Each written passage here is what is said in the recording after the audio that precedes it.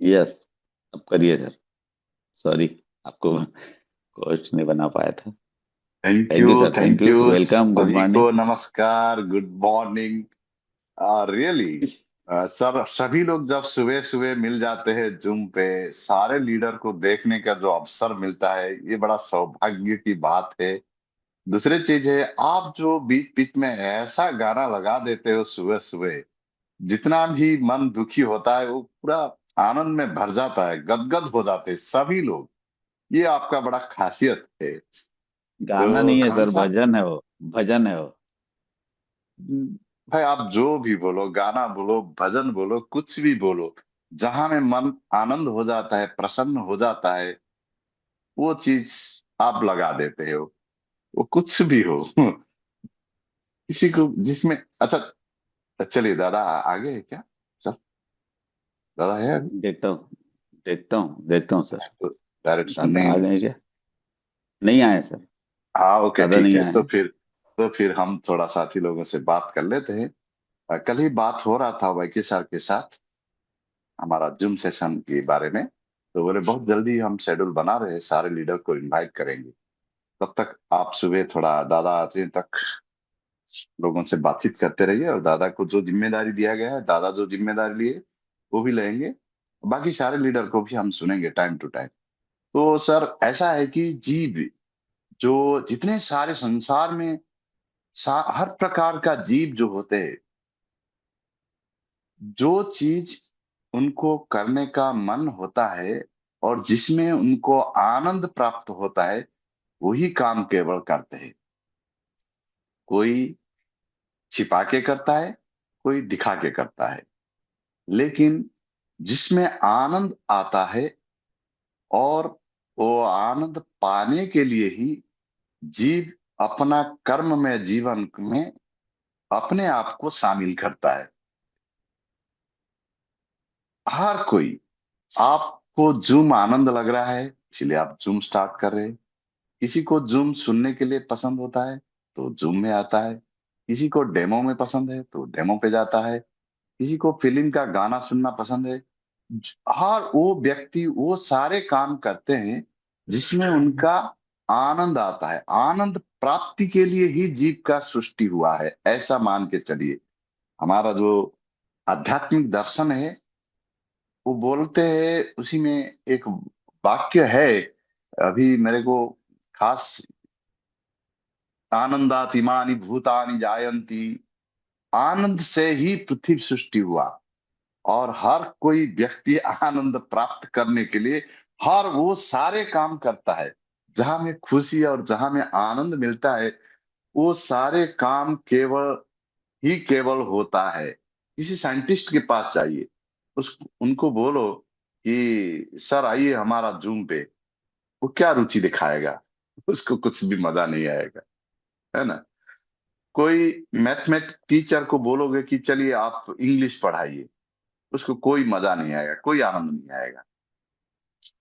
ऐसे कोई क्रिकेट यार को बोलोगे कि आओ हमारा एनर्जी का डेमो दिखाओ, उसको क्या मजा आएगा? नहीं आएगा, है ना। तो पृथ्वी में जितने सारे काम हो रहा है, केवल आनंद प्राप्त करने के लिए लोग करते हैं, और आनंद लेने के लिए ही सब, हर कोई व्यग्र है।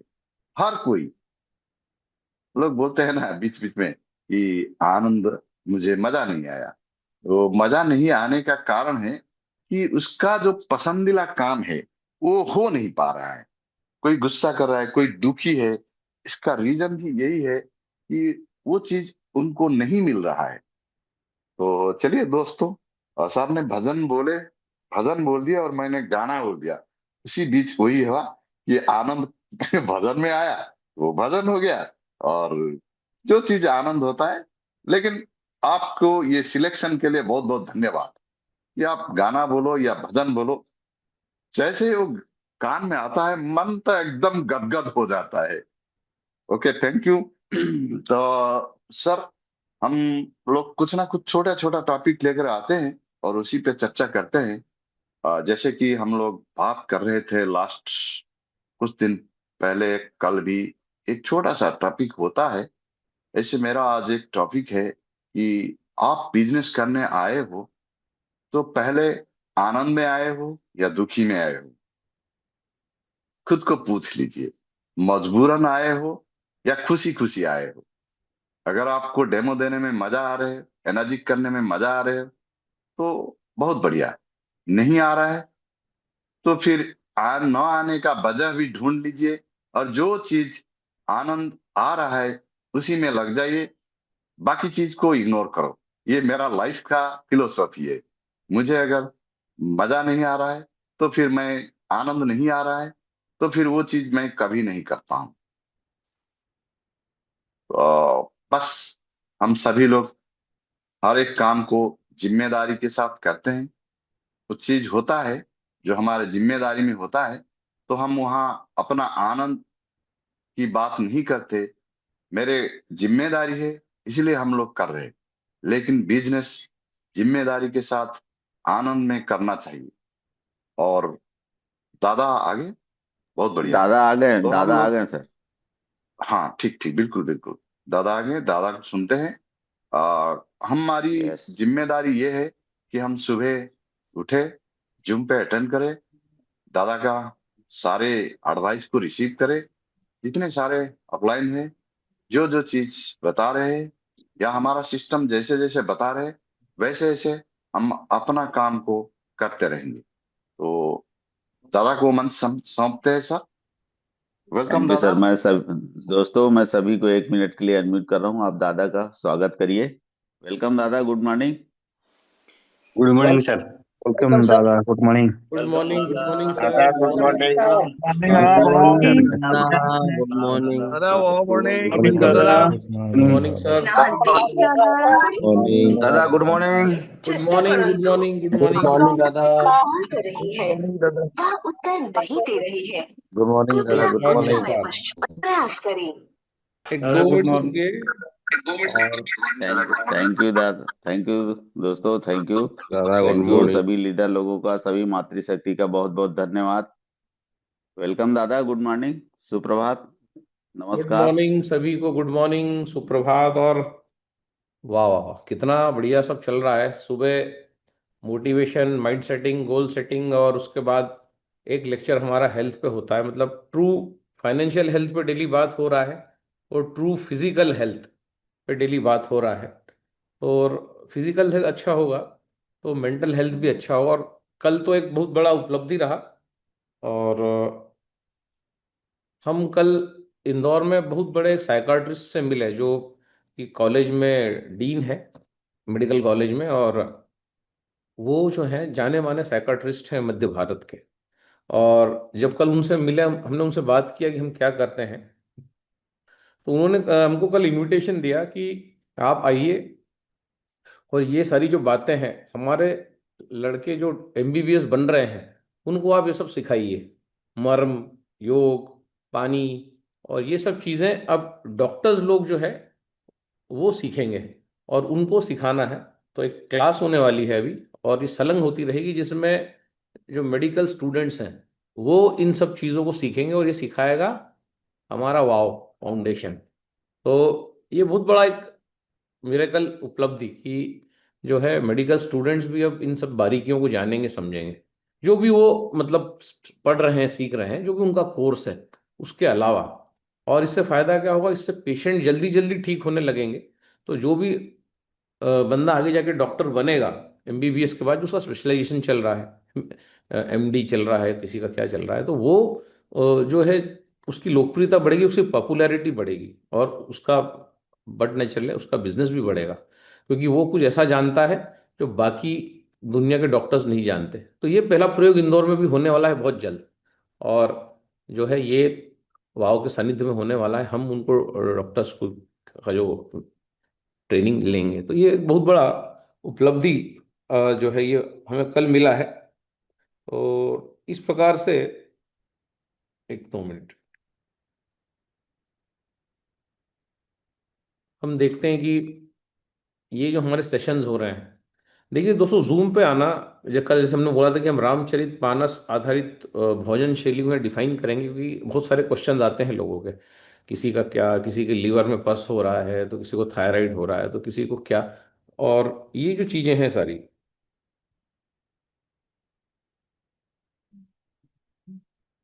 तो ये हमने कहा क्यों ना एक पूरी भोजन शैली पे ही बात की जाए कि आइडियल डाइटरी सिस्टम क्या है। अगर ये हम लोग समझ गए और हमने ये अगर दुनिया को समझा दिया तो बहुत सारी हमारी चीजें ठीक हो सकती हैं। आइडियल डाइटरी सिस्टम जो रामचरितमानस में दिया गया है उसको हमने पूरा समझा। उसको समझने में जो है 12-13 साल लग गए, ऑलमोस्ट 15 साल लग गए।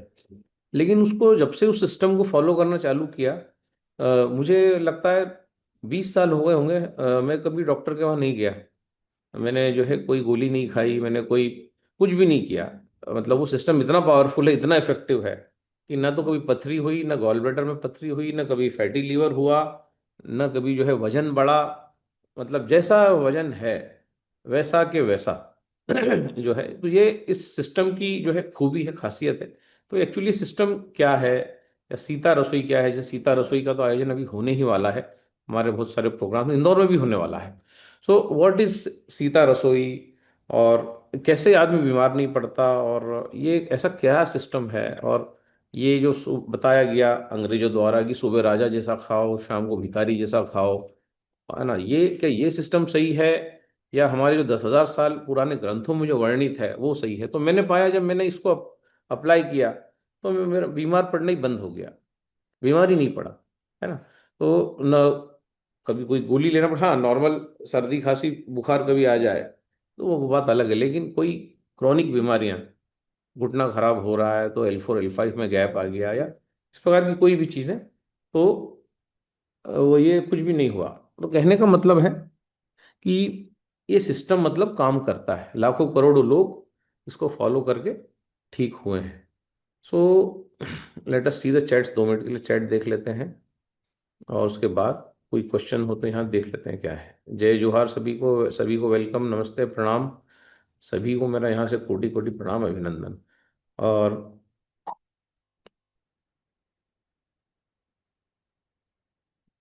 ये हमारी उपलब्धि है, धन्यवाद इसके लिए कि डॉक्टर्स जो है हम उनको ट्रेन करेंगे और उनको जो है ये जो मेन स्ट्रीम की जो विद्या है जिसको बोला गया कि ये तो वैकल्पिक है, प्लीज सेट द स्क्रीन। अच्छा हाँ, अब मैं क्या एक्चुअली पद्मासन में बैठ के आजकल बात करता हूँ, क्योंकि 1 1.5 2 घंटा जब मैं पद्मासन में बैठता हूँ तो इसके अपने अलग फायदे होते हैं। पहले मैं क्या सोफे पे बैठ के जूम लेता था, अब मैं पद्मासन में बैठ के जूम लेता हूँ, इसलिए ये स्क्रीन थोड़ी ऊपर नीचे हो जाती है, लेकिन इसको भी सेट कर देंगे तो ठीक है। All this things are clear. तो इसके पहले कि हम जो है कोई डिस्कशन चालू करें, थेरेपी पे या किसी चीज़ पे बात करें, तो प्रणाम सभी को। तो जो है थोड़े से कुछ टेस्टिमोनियल्स हम देखेंगे कि ये जो टेस्टिमोनियल्स जो हैं हमारे, ये कैसे हैं। अभी कल भी ग्वालियर से फ़ोन आया था किसी का कि कैंसर में अमेजिंग रिजल्ट उनको मिले हैं। तो जो है कैंसर ठीक हो रहा है, थायराइड ठीक हो रहा है, बीपी ठीक हो रहा है, शुगर ठीक हो रहा है, घुटने ठीक हो रहे हैं, L4 L5 के गैप ठीक हो रहे हैं, और किडनीज तक ठीक हो रही है। 8 8 10 10 किडनी जो है वो 2 2.5 3 पे आके रुक रहा है। तो ये मात्र हो रहा है 2 सप्ताह, 3 सप्ताह, 4 सप्ताह में, ब्लॉकेजेस भी जा रहे हैं। तो सारी चीजें ये जो हो रही, इतना इजी है ये लाइफस्टाइल।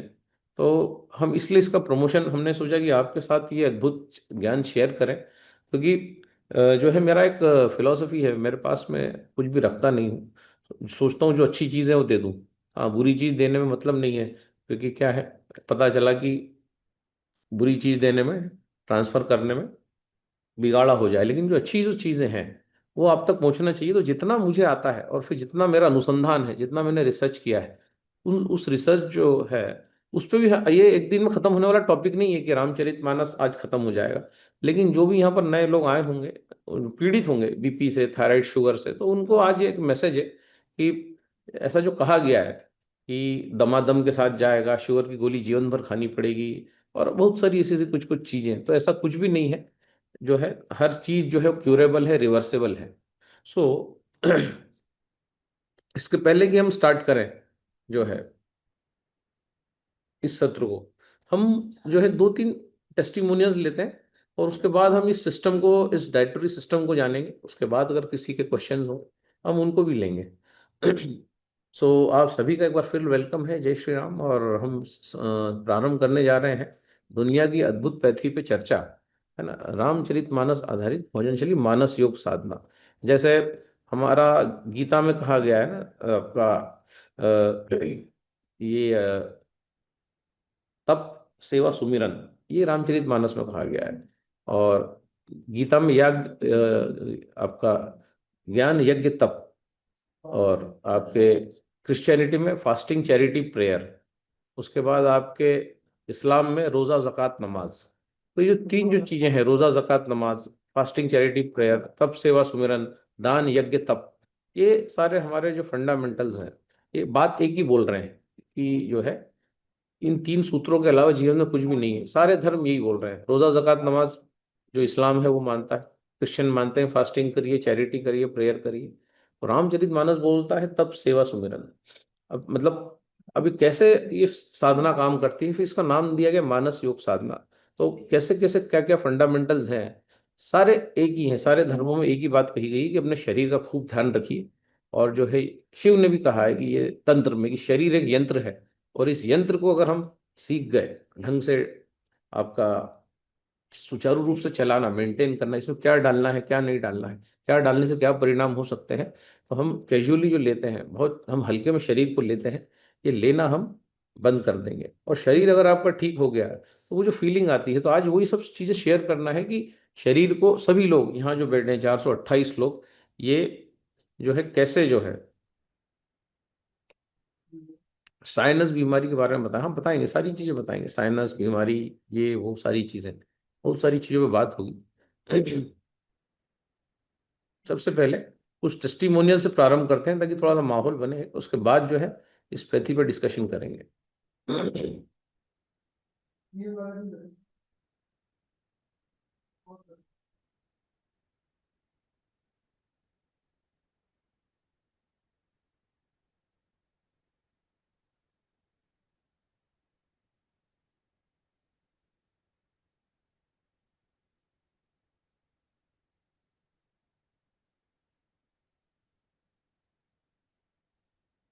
मैं अनिल सूर्यवंशी महाराष्ट्र औरंगाबाद से हूँ और मेरी उम्र 46 ईयर्स है। मैं ग्रेजुएट हूँ। गवर्नमेंट ऑफ महाराष्ट्र की औरंगाबाद कलेक्टर ऑफिस में एज अ सर्कल ऑफिसर मैं काम करता हूँ। गए 10 साल से मैं शुगर की जो बीमारी है वो मैं फेस कर रहा था, और 10 साल पहले जो मुझे शुगर हुई थी तो उसकी वजह से मेरे 4 घंटा अगर मैं एम्प्टी स्टमक रहूँ तो मेरा शरीर कांपता था, जो कि संगठन की काम से हर वक्त हम बाहर जाना आना पड़ता था, तो साथ में हरदम कुछ मीठा हमको रखना पड़ता था 4 साल पहले। और उसके बाद में जब मैं इस साधना से 2 साल पहले जुड़ा हूँ, तो मेरे एक दोस्त है। कि आपको भी सिर्फ 2 साल हुए साधना से जुड़े हुए? जी, तो 2 साल पहले मेरे एक दोस्त है, उन्होंने मुझे एक राय दी कि एक मानस योग साधना का शिविर चलते हैं पूरे इंडिया में, तो आप ये शिविर कीजिए जिसके अनुभव से लोगों की शुगर, थायराइड, बीपी या ऐसी बीमारियां पूरी दूर हो जाती है। तो मुझे कुछ विश्वास उस पर हुआ नहीं, क्योंकि डॉक्टर ने जो कि बताया था कि आप मरते दम तक आपको गोली खाना है, तो हमें ये यकीन था कि कोई भी इलाज ये शुगर के ऊपर है नहीं और इसके ऊपर कोई इलाज होगा नहीं। इसीलिए मैं उसको केयर ऑफ किया काफ़ी दिन। लेकिन उसके बाद जब हम एक फंक्शन में कुछ और दोस्तों के साथ मिले और उन्होंने कुछ अनुभव बताए, तो मैं जाके हमारे जो SN पाटिल साहब है औरंगाबाद से, तो उनको मैं जाके ज्वाइन हुआ। उनसे मैंने ये साधना समझाई और उन्होंने जब मुझे बताया तो ये सिद्धांत उन्होंने बताने के बाद मैं कुछ परेशान सा हुआ, क्योंकि ये सब सिद्धांत नहीं थे मेरे लिए। लेकिन मैंने एक प्रयोग करने का डिसाइड कर लिया और शुरू करते ही, जो कि शुरू के 8 दिनों में ही मुझे ऐसे रिजल्ट कुछ आए कि मैं एक रियलाइज़ मुझे होने लगा कि मेरी बॉडी चेंज हो रही है। और जैसा मैं ये समझने लगा कि मेरी बॉडी चेंज होने लग गई, तो और किसी ने मुझे बताने की बाद में ज़रूरत ही नहीं गिरी, तो मैं खुद सेल्फ इसमें मोटिवेट हो गया। और उसके बाद में जो मैंने एक स्पीड पकड़ लिया, तो उसके बाद में मेरे बॉडी में काफ़ी चेंजेस हुए। मेरा वेट लॉस हुआ, मेरा करीबन 14 से 15 किलो वेट लॉस हुआ। और उसके बाद में मैं देखता हूँ, आपका पहले वजन कितना था? मेरा 76-77 तक मेरा वेट था। अब कितना है? अभी 62-63 पे मेंटेन है। उसके बाद में मैं देखता हूँ कि जहाँ पर भी मैं जाता हूँ तो लोग पहचान भी नहीं पाते हैं। एक्चुअली खाली वजन कम हुआ नहीं, और गोली तो मेरी 8 दिन में ही बंद हो गई, जो कि आज तक मैं 2 साल में एक गोली भी नहीं लिया हूँ। इन 2 सालों में आपने डायबिटीज की एक भी गोली नहीं खाई? जी नहीं, एक भी गोली मैंने खाई नहीं। और उसके पहले कितने सालों से खा रहे थे? मैं ये 10 सालों से गोलियां खा रहा था, और एनर्जी लेवल मेरा कुछ ऐसे ढंग से बढ़ गया कि पहले जो मैं काम कर पाता था उसके 10 गुना मैं अभी काम कर पाता हूँ, जो कि एनर्जी के साथ में। और बॉडी में काफ़ी चेंजेस हुए। उसके बाद में हमने काफ़ी लोगों को, परिचित लोगों को, जो कि संगठन में भी काम करता हूँ, तो संगठन को लेके हमने इसके अच्छे अच्छे कैंप्स लगाए और काफ़ी लोगों को इसमें जोड़ा, जो कि लोगों को राहत मिल रही है। मेरे साथ वाले कुछ किडनी के भी ऐसे पेशेंट्स हैं जिनके दोनों किडनियाँ फेल हुई थी, और जो एक हमारी एम्प्लॉय है उसको एक कैंसर भी हुआ था। किडनी वाले पेशेंट का क्या नाम था आपका दोनों का? गोत्राम करके है, वेंकटेश गोत्राम। जी जी, राइट। तो उन्होंने भी, जो लड़के हैं शायद वो योगिता साखरकर करके है। योगिता साखर जी जी जी, तो जिसका आंख निकालने के लिए डॉक्टर ने उसको बोल दिया था ये कैंसर पेशेंट, राइट। तो उसको भी काफी रिलीफ मिल रहा है। तो डॉक्टर भी ये बात को लेके परेशान है कि आपका जो कैंसर का ग्रोथ है वो एक्चुअली जो नेचुरली बढ़ना चाहिए था, ब्रेन में जाना चाहिए था, तो वो हुआ नहीं और वो भी रुक गया। तो ऐसे बहुत लोग इसमें राहत ले रहे हैं। बहुत ही अच्छी साधना है, और मैं चाहता हूँ कि भगवान के आशीर्वाद से सबको ये साधना मिले। धन्यवाद। आपका बहुत बहुत धन्यवाद अनिल सूर्यवंशी जी। ये आपने बहुत बढ़िया जानकारी दी है हमारे सभी साधकों के लिए और आने वाले नए न्यू कॉमर्स के लिए। Thank you very much. धन्यवाद। Thank you. 10 साल पुराना डायबिटीज ठीक हो सकता है, और जो है कैंसर क्योर हो सकता है, किडनी दोनों फ्लेल है वो रिजुविनेट हो सकती हैं, सब कुछ हो सकता है। टेस्टिमोनियल्स अपने आप बयान कर रहे हैं चीजों को। तो 2-3 टेस्टिमोनियल लेते हैं और फिर इसको समझते हैं कि एक्चुअली है क्या। देखिए, ये वाव ही है जिसमें दोनों तीनों चीजें साइमल्टेनियसली चल रही हैं। True mental health, true physical health और true financial health. Financial health पे बात रोज हो रही है, क्यों काम करना है इस पर अरुण मिश्रा जी डेली सुबह आ रहे हैं, और हेल्थ कैसे अच्छा रह सकता है इस पर डेली बात हो रही है। डेली लोग आते हैं, क्वेश्चंस आ रहे हैं, कई बार क्वेश्चंस रिपीट हो रहे हैं, लेकिन जो है हर चीज का जवाब इस फोरम से दिया जा रहा है कि सिर्फ पानी मत बदलिए, अपना माइंडसेट बदलिए, दोनों के प्रति, शरीर के प्रति भी और अपने बैंक बैलेंस के प्रति भी, दोनों के प्रति माइंडसेट बदलना होगा आपको। तब जाके हम देखेंगे प्रोस्टेट भी छू मंतर हो जाएगा, आपका डायबिटीज भी छू मंतर हो जाएगा, सब कुछ हो जाएगा।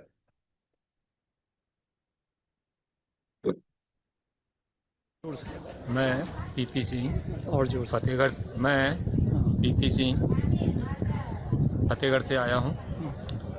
मेरी उम्र 72 साल है, रनिंग चल रही है, और मैं जो है आर्मी से रिटायर्ड हूँ, सूबेदार मेजर से रिटायर्ड हूँ। मैं जो है, मुझे गले में कैंसर हो गया था 2013 में। 2014 में मैं यहाँ पर आया, डॉक्टर साहब से मिला। डॉक्टर साहब ने मुझे बताया, बोले भाई ये कैंसर आपका है, तो मैं जो है आपको बताता हूँ कि इस तरीके से जो है आपको क्रिया करनी है। मेरी बेटी लेके आई थी मुझे यहाँ पर, वो पहले से जुड़ी हुई थी। इसके बाद में उन्होंने बताया, बोले चाय, कॉफ़ी, दूध, चीनी, 4 चीज़ें आपको छोड़नी पड़ेंगी। अन्न का, आग का चढ़ा हुआ अन्न आपको छोड़ना पड़ेगा। इसके बाद में जो है आपको जो खाने के लिए मैं आपको बताऊं, हरी पत्तियों का जूस, तुलादान कराना पड़ेगा, हरी पत्तियों का जूस पीना पड़ेगा। इसमें हरी पत्तियों में शीशम के पत्ते बहुत ज़रूरी है, और कच्चा खाना पड़ेगा। और कच्चा खाने के बाद में इसमें फल, सलाद, जूस सभी तरीके से आपको लेना पड़ेगा। और शाम को मालिश करनी पड़ेगी अपने शरीर की। सुबह को धूप में बैठना पड़ेगा और तलवों की मालिश करना पड़ेगा। इसके अलावा 2 दवा उन्होंने हमें बताई थी, एक अमृतारिष्ट और एक संजीवनी बटी। बोले इसको आपको खाने के बाद में इस्तेमाल करना है। और किसी प्रकार का जो है मुझे यहाँ दवा नहीं दी गई। और आज प्रभु की कृपा से मैं जो है इस तप सेवा सुमरन की साधना से मैं 100% अपनी मतलब स्वस्थ हूँ। कोई हमें आज की डेट में कोई परेशानी नहीं है। मैं यहाँ पीपी सिंह जी, आपको कहाँ का कैंसर हुआ? मुझे गले का कैंसर था। यहाँ इस जगह साइड में? नहीं, मेरे जो है श्वास नली, ये खाने वाली नली के अंदर कैंसर था। ओके। और इसमें जो है डॉक्टरों ने जो है मुझे ऑपरेशन के लिए बताया, हमसे 20 से 25 लाख रुपए का खर्चा बताया। तो हम लोगों ने फिर यहाँ पर ऑपरेशन नहीं कराया, और ऑपरेशन न कराने की वजह से फिर मेरी बेटी यहाँ पर लेके मुझे आई थी। और मैं जो है आराम से अभी यहाँ पर स्वस्थ हूँ। 2015-14 से मैं यहाँ पर रेगुलर आता जाता हूँ, और टेस्ट भी हुए, बाद में मेरा सभी ओके आ रहा है। कितना समय लगा इस साधना को शुरू करने के बाद? आपको कितना समय लगा? अभी मुझे जो है जब रिजल्ट मैंने तुलादान कराया और 10% अपना निकाल के दिया, तो मुझे 1 महीने के अंदर मुझे रिलीफ अपने शरीर से मालूम पड़ा कि मुझे रिलीफ हो रही है। इसके बाद में हमें कच्चा खाने के लिए 6 महीने के लगभग 20 से 40 दिन बताए थे, परंतु हमने 6 महीने कच्चा खाया और मैं पूर्ण रूप से स्वस्थ हो गया। डॉक्टर साहब ने फिर मेरा टेस्ट कराया, तो उसमें ऑलरेडी सभी तरीके से ओके आया। अब आप किसी तरह की दवाइयाँ ले रहे हैं? अभी कोई तरीके, उस समय के बाद में मैंने कोई दवा नहीं ली है। किसी प्रकार का जो है मतलब हमने दवा का इस्तेमाल आज तक नहीं किया है। थैंक यू पीपी सिंह साहब, बहुत बहुत धन्यवाद आपका, आपने जो ये हमें बताया। क्या आप हमारे पाठकों को कोई एक मैसेज देना चाहेंगे? बिल्कुल साहब, देना चाहेंगे। हाँ जी, जो भी अगर पाठक हमसे पूछना चाहेगा तो उसको मैं जो है जितना जानता हूँ उतना मैं बताऊंगा। कोई मैसेज देना चाहेंगे उनके लिए? उनको क्या सावधानी रखनी चाहिए या क्या सोचना चाहिए इस साधना के विषय में? इस साधना के विषय में हम यही बताना चाहूँगा कि वो अगर किसी तरीके से अगर जुड़ना चाहते हैं, अपने को स्वस्थ बनाना चाहते हैं, तो तप सेवा सुमरन की साधना को अपनाएं। Thank you very much. स्वस्थ रहें। थैंक यू वेरी मच, धन्यवाद बहुत बहुत।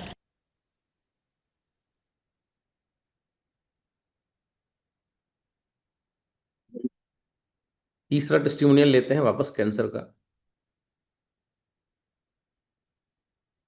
मेरा नाम वनिता मचिंद्र माने है, मैं पुणे से आई हूँ और मैं अभी गवर्नमेंट जॉब में हूँ पुणे हॉस्पिटल में, स्टाफ नर्स करके मेरा एजुकेशन हुआ है, GNM करके आगे BBBSc। और अभी मैं मेरा पहला प्रॉब्लम बोलती हूँ। मेरा प्रॉब्लम है, मुझे 98 में पैर में कांटा चुभा था। कांटा चुभने की वजह से मुझे 12 साल तक इन्फेक्शन रहा पैर में, और वो इन्फेक्शन इतना देर तक रहा, मैंने सब दवा दारू बाबा बिबा सब हुआ, सब मेडिसिन पे ही चल रहा था। मगर मेरा 2001 को पैर काटना पड़ा। वो पैर इसलिए काटना पड़ा कि मेरे को बोला डॉक्टर ने कि एक्टिनोमाइकोसिस करके इन्फेक्शन है। तो मैं तब GNM के सेकेंड ईयर में थी, तो 1 साल गैप लिया और आगे बाद में पढ़ाई विढ़ाई करके पैर तो कटा पड़ा, दवा दारू खा के कुछ फर्क नहीं पड़ा। पैर कटने के बाद मेरा आगे का एजुकेशन हुआ, मैं आर्टिफिशियल लेग लगवा के आगे का सब किया। मैं आपको दिखाना चाहती हूँ। अच्छा दिखाइए। ओके, यहाँ से मेरा बिलोनी से एम्पुटेशन हुआ है और आगे आर्टिफिशियल का यूज कर रही हूँ। तो और अभी आर्टिफिशियल यूज करने के बाद मैं सब पढ़ाई वढ़ाई अच्छा किया। बाद में मुझे 2005 को गवर्नमेंट जॉब लगा। गवर्नमेंट जॉब के बाद मेरा 2009 का शादी हो गया। 2009 के शादी के बाद मुझे प्रेगनेंसी नहीं रही थी, तो 2009 से मैं लगभग 3 साल तक हार्मोन्स लिया। हार्मोन्स लेने के बाद मुझे 2011 को प्रेगनेंसी रही। प्रेगनेंसी के 2-3 महीने बाद ही मेरा अबॉर्शन हो गया। अबॉर्शन के बाद से ब्लड टेस्ट किया तो उसमें मेरा डायबिटिक डिटेक्ट हुआ। टॉर्च मतलब वो रुबेला रहता है, वो पॉजिटिव निकला। तो अबॉर्शन के बाद मुझे डॉक्टर बोला 2 साल तक प्रेगनेंसी नहीं रखवाना है। तो मैंने और आगे एजुकेशन करके बॉम्बे चले गए। उधर से आने के बाद मुझे 13-14 को प्रेगनेंसी रही। 13-14 को प्रेगनेंसी रहने के बाद मेरा पहला टॉर्शनिल और डायबिटिक का दवा तो चालू ही था, दिन में दिन डोज भी बढ़ते जा रहे थे। मगर प्रेगनेंसी में डॉक्टर ने बोला स्टॉप करो। तो 2014 में इंसुलिन के साथ मैं जी रही थी, प्रेगनेंसी कंटिन्यू कर रही थी। और 3रे महीने में मुझे स्पॉटिंग ब्लीडिंग शुरू हुआ। तो स्पॉटिंग ब्लीडिंग के लिए डॉक्टर ने मुझे बोला कि अभी आपको पूरा बेड रेस्ट लेना है, हेडलो लेना है और थोड़ा ज़्यादा हार्मोन्स लेना है। मतलब वो दवा प्रेगनेंसी स्टेन करने के लिए थोड़ी दवा बढ़ा दी गई। बाद में 7वें महीने प्रेगनेंसी में मुझे एडमिट भर्ती करवा दिया हॉस्पिटल में, क्योंकि डायबिटिक था। डायबिटिक के बहुत कॉम्प्लिकेशन रहते थे, प्रीसियस प्रेगनेंसी थी, तो इंसुलिन का डोज दिन बे दिन बढ़ता जा रहा था और बाकी सब दवा चालू रहती। हर हफ्ते में मेरा UAG और सोनोग्राफी होता था और ब्लड रूटीन शुगर का डेली चल रहा था। हर बार मुझे प्रिक करके मेरा पूरा वो बोर्ड सूज गए थे और वो पूरा प्रिक करके मैं थक गई थी। मगर 4/4/14 को मेरा सीजर हो गया। सीजर के बाद बच्चा हो गया, मेल चाइल्ड हो गया। बच्चा अच्छा था। बच्चों को 2 दिन के बाद मुझे हैंड ओवर किया। बच्चा अच्छा हुआ, सब नॉर्मल हुआ।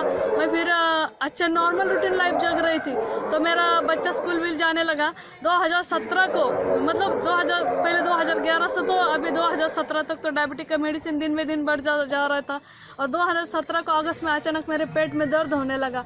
दर्द होने के बाद मुझे इमरजेंसी सीटी स्कैन और ईओजी करने बोले। ईओजी और सोनोग्राफी करी पड़ा, 1 सेंटीमीटर का गांठ है पेट में, और ब्लड टेस्ट करा। ब्लड टेस्ट किया कैंसर का, तो उसमें मेरा CMR का लेवल 159 आया था। 159 आया, डॉक्टर बोले अभी कैंसर तो है ही, तुमको ऑपरेशन करना पड़ना है। तो दूसरे दिन मुझे ऑपरेशन की तैयारी की, एडमिट किया, सब हो गया। मेरा ऑपरेशन के टाइम पूरा बच्चादानी साइड का ओवरी मांसपेशियां सब निकाल दिया, ऑपरेशन करके मुझे रख दिया ऐसे। 10 दिन के बाद मेरा वो जो मांसपेशियां वो सब हो था, उसका रिपोर्ट आ गया कि मैलिग्नेंट कैंसर है। मैंने तो पूरा जीने का राह ही छोड़ दिया, क्योंकि इतना लाइफ में स्ट्रगल करके यहाँ तक आई थी। अब मैलिग्नेंट कैंसर निकला। मैलिग्नेंट कैंसर मुझे पता था पेशेंट कैसे रहते थे, उनका क्या हालत होता था। मुझे लगा मैं अभी सुसाइड ही कर दूं, क्योंकि मैलिग्नेंट कैंसर को केमो बीमो सब लेना पड़ता था। डॉक्टर बोले अभी तो केमो लेना है। केमो लेने के लिए बोले एक शर्त है, सब केमो के दवा ग्लूकोज में चढ़ाते, तो ग्लूकोज को चढ़ाने के लिए आपको शुगर नॉर्मल रखना है। तो मेरा 38 3 टाइम का इंसुलिन बढ़ा दिया गया। इंसुलिन बढ़ने के बाद मुझे 21 दिन के बाद केमो लगवाई। केमो लगवाने के बाद मैं पूना में थी, तो गांव चले आई अहमदनगर जिले में। उधर आने के बाद मेरे 2 हफ्ते में पूरे बाल बिल झड़ गए। सब रिश्तेदार मिलके गए, ये अच्छा नहीं हुआ, अच्छा नहीं हुआ। उसी टाइम मेरे मामा आ गए तो उन्हें कैंसर की गांठ निकाल के गलत किया। मानस योग साधना करती तो सब अच्छा हो जाता, सब तेरा ठीक हो जाता। मगर मेरी मानसिक स्थिति नहीं थी उस टाइम की मानस योग साधना में जुड़ जाऊं, क्योंकि ऑपरेशन के बाद मेरा पाइल्स में ब्लीडिंग था, पूरा बॉडी एक था। केमो लेने की वजह से मेरा पूरा स्पाइन विन पेन हो रहा था, पूरा चेहरा ऐसा सूख गया था, काला विला हो गया था। तो मैं मामा की बात सुनी नहीं। सेकंड के लिए मैं प्राइवेट हॉस्पिटल में रजिस्टर करवा के आई, तो मामा बोले दिवाली आके जा, मुझे मिल के जा और फिर जाना तू। मैं गई मामा के पास। मामा ने पहला ही क्वेश्चन पूछा, मेरे एक सवाल का जवाब दे दे। केमो और कैंसर के पेशेंट जो है वो रेडिएशन वो जो लेते वो अब तक ठीक हुए क्या? ऐसा कोई भी उदाहरण मुझे दो। मैं बोले अब तक तो कोई पेशेंट ठीक नहीं हुआ, सब देख रहे थे हॉस्पिटल में, एक भी पेशेंट ठीक नहीं हुआ, बाकी सब मर गए जो देखे थे वो। तो बोले तुझे मरना है कि जिंदा रहना है? मैं बोली जिंदा रहना है। बच्चे के लिए, छोटा बच्चा था 5 साल का, हस्बैंड थे, सब फैमिली अच्छी थी, सब ठीक ठाक था। अभी ये बीच में आ गए, मुझे जीना है। तो बोले तुझे जीना है तो एक काम कर, पहले तुझे केमो लेना है तो ले ले, तू पहले 7 दिन का शिविर अटेंड करके आ, और बाद में तुझे नहीं अच्छा लगा तो तू फिर केमो के लिए मैं तुझे भर्ती करवा दूंगा सेकंड डे।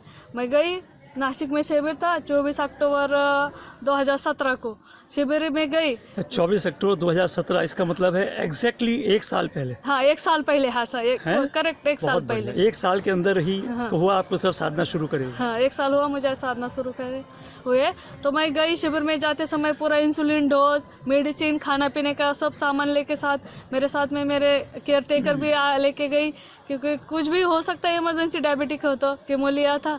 तो गई, पहले दिन तो इंसुलिन नहीं ऐसे लिया, सेकंड दिन में फास्टिंग विस्टिंग करवा था तभी इंसुलिन नहीं। दोपहर को सलाद और जूस लिया तो भी इंसुलिन नहीं लिया, क्योंकि इतने कम खाने में इंसुलिन इतना 38 डोज में ले नहीं सकती थी। फिर मैंने दोपहर को डॉक्टर गोपाल शास्त्री का वो लेक्चर सुना, उसमें मेडिसिन जो मैं इतने साल से खा रही थी, 20-25 साल हो गए मेरे इंसुलिन और वो सब दवा दारू लेके, सब मेडिसिन जहर ही खा रही थी मैं, मतलब 90 ईयर्स से मैं जहर ही खा रही थी। तो इतना इफेक्ट हुआ उन लेक्चर का, तो मैंने उसी दिन सोच लिया जीना है तो विदाउट मेडिसिन ऐसे ही जीना। 19 सालों से जो दवाइयाँ आप खा रहे थे, वो आपको बात समझ में आ गई, ये सारी दवाइयाँ जहर हैं और इसके जहर को खाने से कभी भी कोई फायदा नहीं हो सकता। क्योंकि फायदा नहीं हो, मैंने देखा खुद, मैंने अनुभव किया। पैर तो काटना पड़ा, फिर में बच्चादानी निकल गए, छोटे मोटे तो ऑपरेशन हुए थे गांठ वाट वैसा कुछ तो, मगर ये सब स्ट्रगल करके तो उसी दिन से मैं इस साधना में जुड़ी हूँ।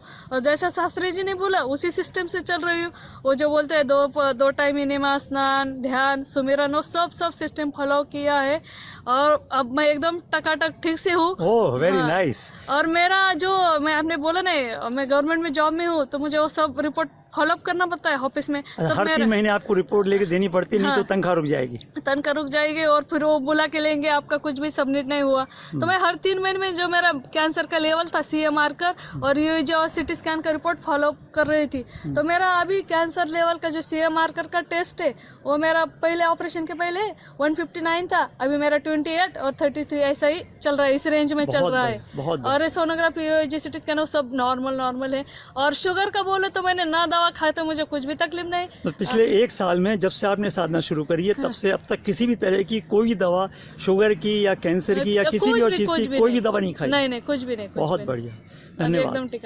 वनिता जी आपका बहुत गुरु जी की कृपा है, मैं इस साधने में जुड़ू, अभी सब ठीक रहे। अभी आगे भी और भी साधना एकदम फॉलो स्ट्रिक्टली करना चाहती हूँ और लाइफ सब अच्छा सेटल करना। वनिता जी बहुत बहुत धन्यवाद, आपने बहुत बढ़िया बात बताई। आप एक सिंगल मैसेज और दे दीजिए, सब लोगों के लिए क्या कहना चाहेंगे? मैं सिंगल मैसेज, जिसका भाग्य खुला है वही तो ये सुमिरन में जुड़ सकते, तब से और सुमिरन में, और जुड़ने के बाद कंटिन्यू रहना, यही टारगेट है। थैंक यू वेरी मच, धन्यवाद आपका बहुत बहुत। मेरा नाम वनिता मचिंद्र माने है, मैं पुणे।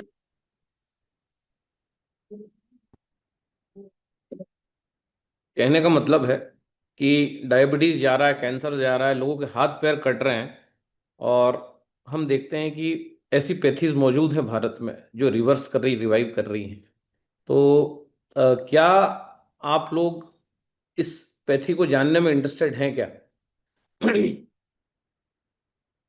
अगर हैं तो चैट बॉक्स में यस या वाई टाइप करें, तो हम इसको बड़ा डिटेल में इस चीज को लेते हैं, डिटेलिंग करते हैं आज इसका, क्योंकि इससे कोई भी बीमारी है वो ठीक हो सकती है अगर हम फंडामेंटल समझ गए इसके कि ये क्या है, कौन सा तत्व किस चीज में है, तो बहुत इजीली आप लोगों को गाइड कर सकते हैं और इतने सारे वॉलेंटियर पैदा हो जाएंगे।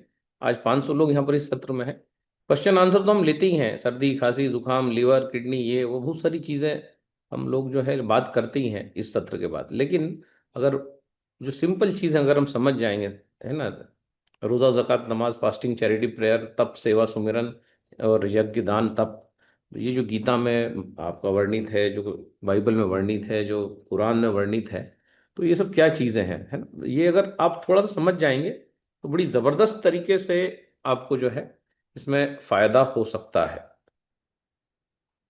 पीसीओडी का सॉल्यूशन भी बताएंगे आपको, बिल्कुल बताएंगे, है ना, हर चीज का सॉल्यूशन मौजूद है। लाइफस्टाइल पहले आप जो है, मेरी टीम में शिविर रखना है, साइनस की बीमारी का बताइए, बिल्कुल बताएंगे, साइनस वाइनस सारी चीजें बताएंगे। सो 500 लोग हो चुके हैं। अब लिंक इसका जनरेट करना पड़ेगा मेरे को लगता है, लेकिन इतना समय हमारे पास नहीं है कि हम लिंक जनरेट करें। सो अब जो लोग नहीं आए हैं उसकी रिकॉर्डिंग सुन सकते हैं। 500 लोग हो चुके हैं हालांकि कि तो अब ये एक टेस्टिमोनियल और लेते हैं और जो है फिर इस चीज को समझते हैं कि ये पैथी, ये टेक्निक क्या है, और अगर आपने इसका प्रैक्टिस चालू कर दिया, है ना, हाँ, बहुत सारे इन्फेक्शन सब कुछ होगा, बहुत सारी चीजों का सॉल्यूशन आपको इसमें मिल जाएगा, है ना। इसमें कोई प्रैक्टिस करिए बस आप इस चीज को। ऐसी कोई बीमारी नहीं, सब बीमारियों का एक ही सॉल्यूशन है कि कचरा बॉडी से चला जाए। बॉडी से अगर कचरा चला जाएगा ना, तो इसीलिए हमने ये जो है इसका, ये कोई आज खत्म होने वाली नहीं है, ये 2-3 दिन ये चलेगी। इसमें इतना सारा मटेरियल कंटेंट है, तो ये बहुत कुछ चलने वाला है इसमें। सो क्या है ये चीज, हम सीधे उस पर आते हैं। फिर एक टेस्टिमोनियल और लेते हैं। टाइम कितना, 8 बज गया है, चलो टेस्टिमोनियल अब नहीं ले पाएंगे, समय नहीं। सो नाउ हम सीधे एक पहला इसका जो है वो लेक्चर लेते हैं।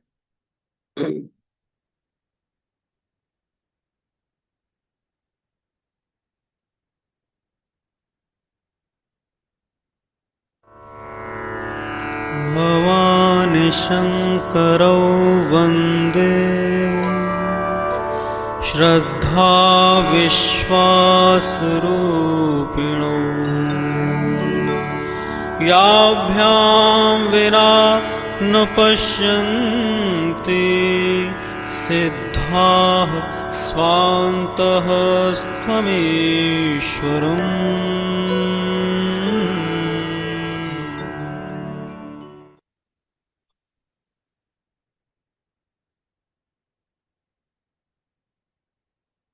योऽन्तः प्रविश्य मम वाचमिमां प्रसुप्तां संजयातखिलशक्धरः स्वधाम्ना अन्यास्य हस्तचरणश्रवणत्वगादीन् प्राणान् नमो भगवते पुरुषाय तुभ्यं।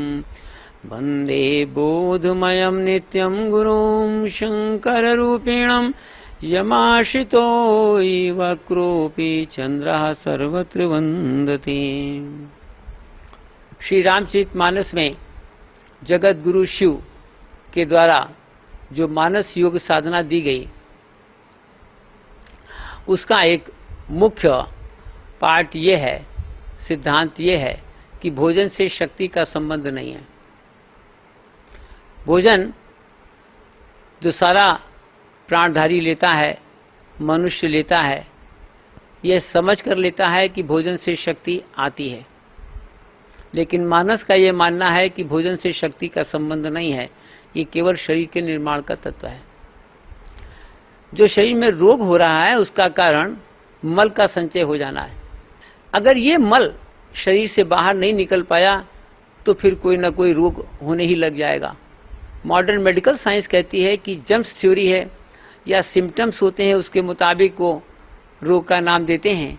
लेकिन मानस के अनुसार मल का संचित हो जाना रोग का कारण है। और मल क्यों संचित हुआ है? क्योंकि आवश्यकता से अधिक मेहनत से पहले भोजन पेट में पहुंचाया गया है। 25 वर्ष तक शरीर का निर्माण होता है, 25 के बाद निर्माण नहीं है। 25 वर्ष के बाद यदि वही भोजन खाया गया जो 25 के पहले खाया जा रहा है, तो फिर रोगों से मुक्ति भी संभव नहीं है। और 25 वर्ष के ऊपर जब बढ़ना बंद हो जाता है, तब तो भोजन की मात्रा और कम कर देनी चाहिए, क्योंकि इसका जो कार्य है वो शरीर का निर्माण है। और निर्माण 25 वर्ष के बाद नहीं होता। जो भी चीज जब निर्मित होती है तो निर्माण की सामग्री अधिक चाहिए होती, और जब निर्मित हो जाती है तब क्या वही सामग्री चाहिए होती? ये तो कोई भी लेमैन बता देगा कि building material at the time of construction is much more than at the time of the repair and maintenance. जब कंस्ट्रक्शन हो चुका है तब बिल्डिंग मटेरियल इतना नहीं चाहिए जितना निर्माण के समय चाहिए। इसलिए 25 वर्ष तक जब शरीर का निर्माण हो रहा है तब तक तो भोजन की अधिक मात्रा चलेगी, लेकिन 25 वर्ष के बाद खाने की मात्रा को एकदम कम कर देना चाहिए। और स्लीप में चार्जिंग है। अगर ये उद्देश्य आपको स्पष्ट हो सके कि भोजन से शक्ति नहीं आती, नींद से शरीर चार्ज हो रहा है, आत्मा शक्ति का भंडार थी, उससे आपका कनेक्शन मिल रहा है, तब इसका प्रैक्टिकल इफेक्ट ये आएगा कि प्रातःकाल का ब्रेकफास्ट नहीं चाहिए, नाश्ता नहीं चाहिए। अर्थात जो भोजन की टाइमिंग्स हैं उनके ऊपर इफेक्ट आ जाएगा। पहले उद्देश्य है, फिर समय, पर्पस एंड देन टाइमिंग्स। तब यदि पर्पस क्लियर हो गया, स्पष्ट हो गया कि भोजन से शक्ति नहीं आती, तब फिर भोजन कब लेना चाहिए। जो लोग प्रातःकाल भोजन ले रहे हैं, या तो हैवी ब्रेकफास्ट है या उनका सुबह का पूरा खाना ही हो जाता है, दाल भात रोटी सब्जी, ये जो खाकर काम पे जा रहे हैं, ये तो बड़ी ही गंदी बात है। Worst of all eating habits is to eat anything in morning.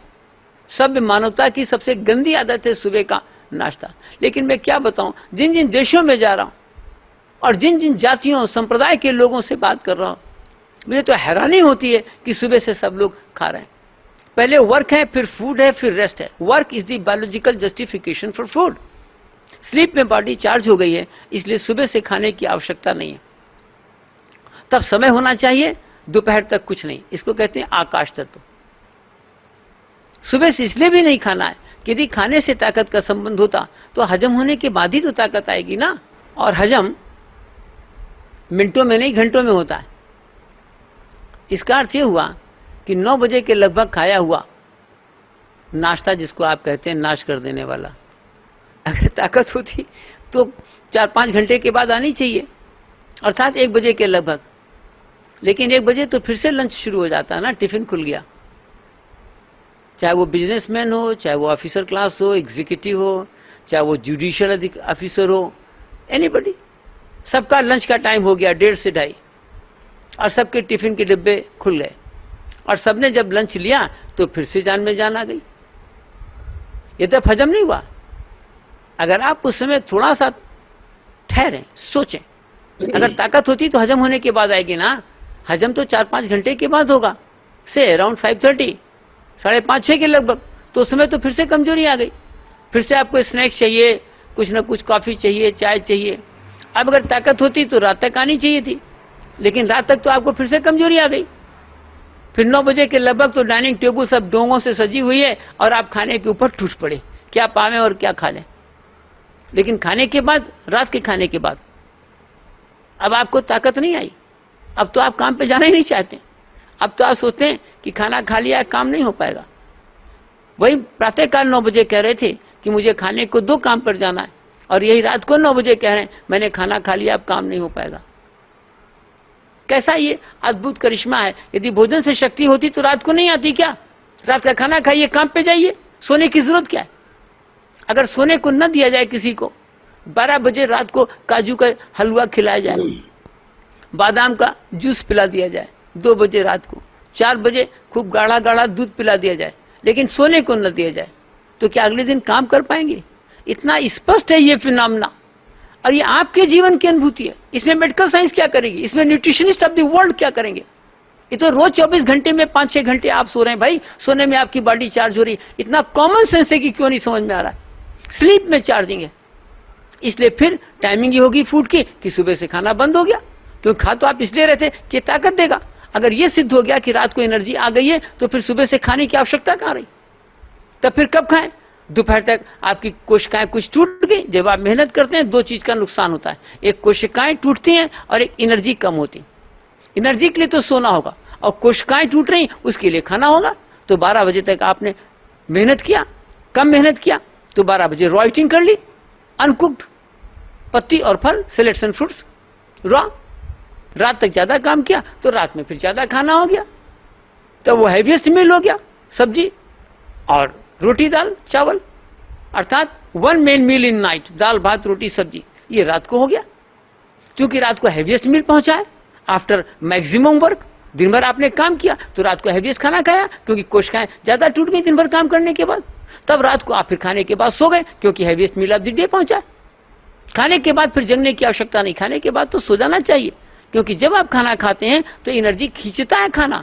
Every marshal law of food is a tax on vital power, Edward Hooker Dewey कहते हैं, एमडी डॉक्टर। एक एक टुकड़ा कौर खाने का आपकी जीवनी शक्ति को कम कर देता है। खाना ताकत कहां से देगा?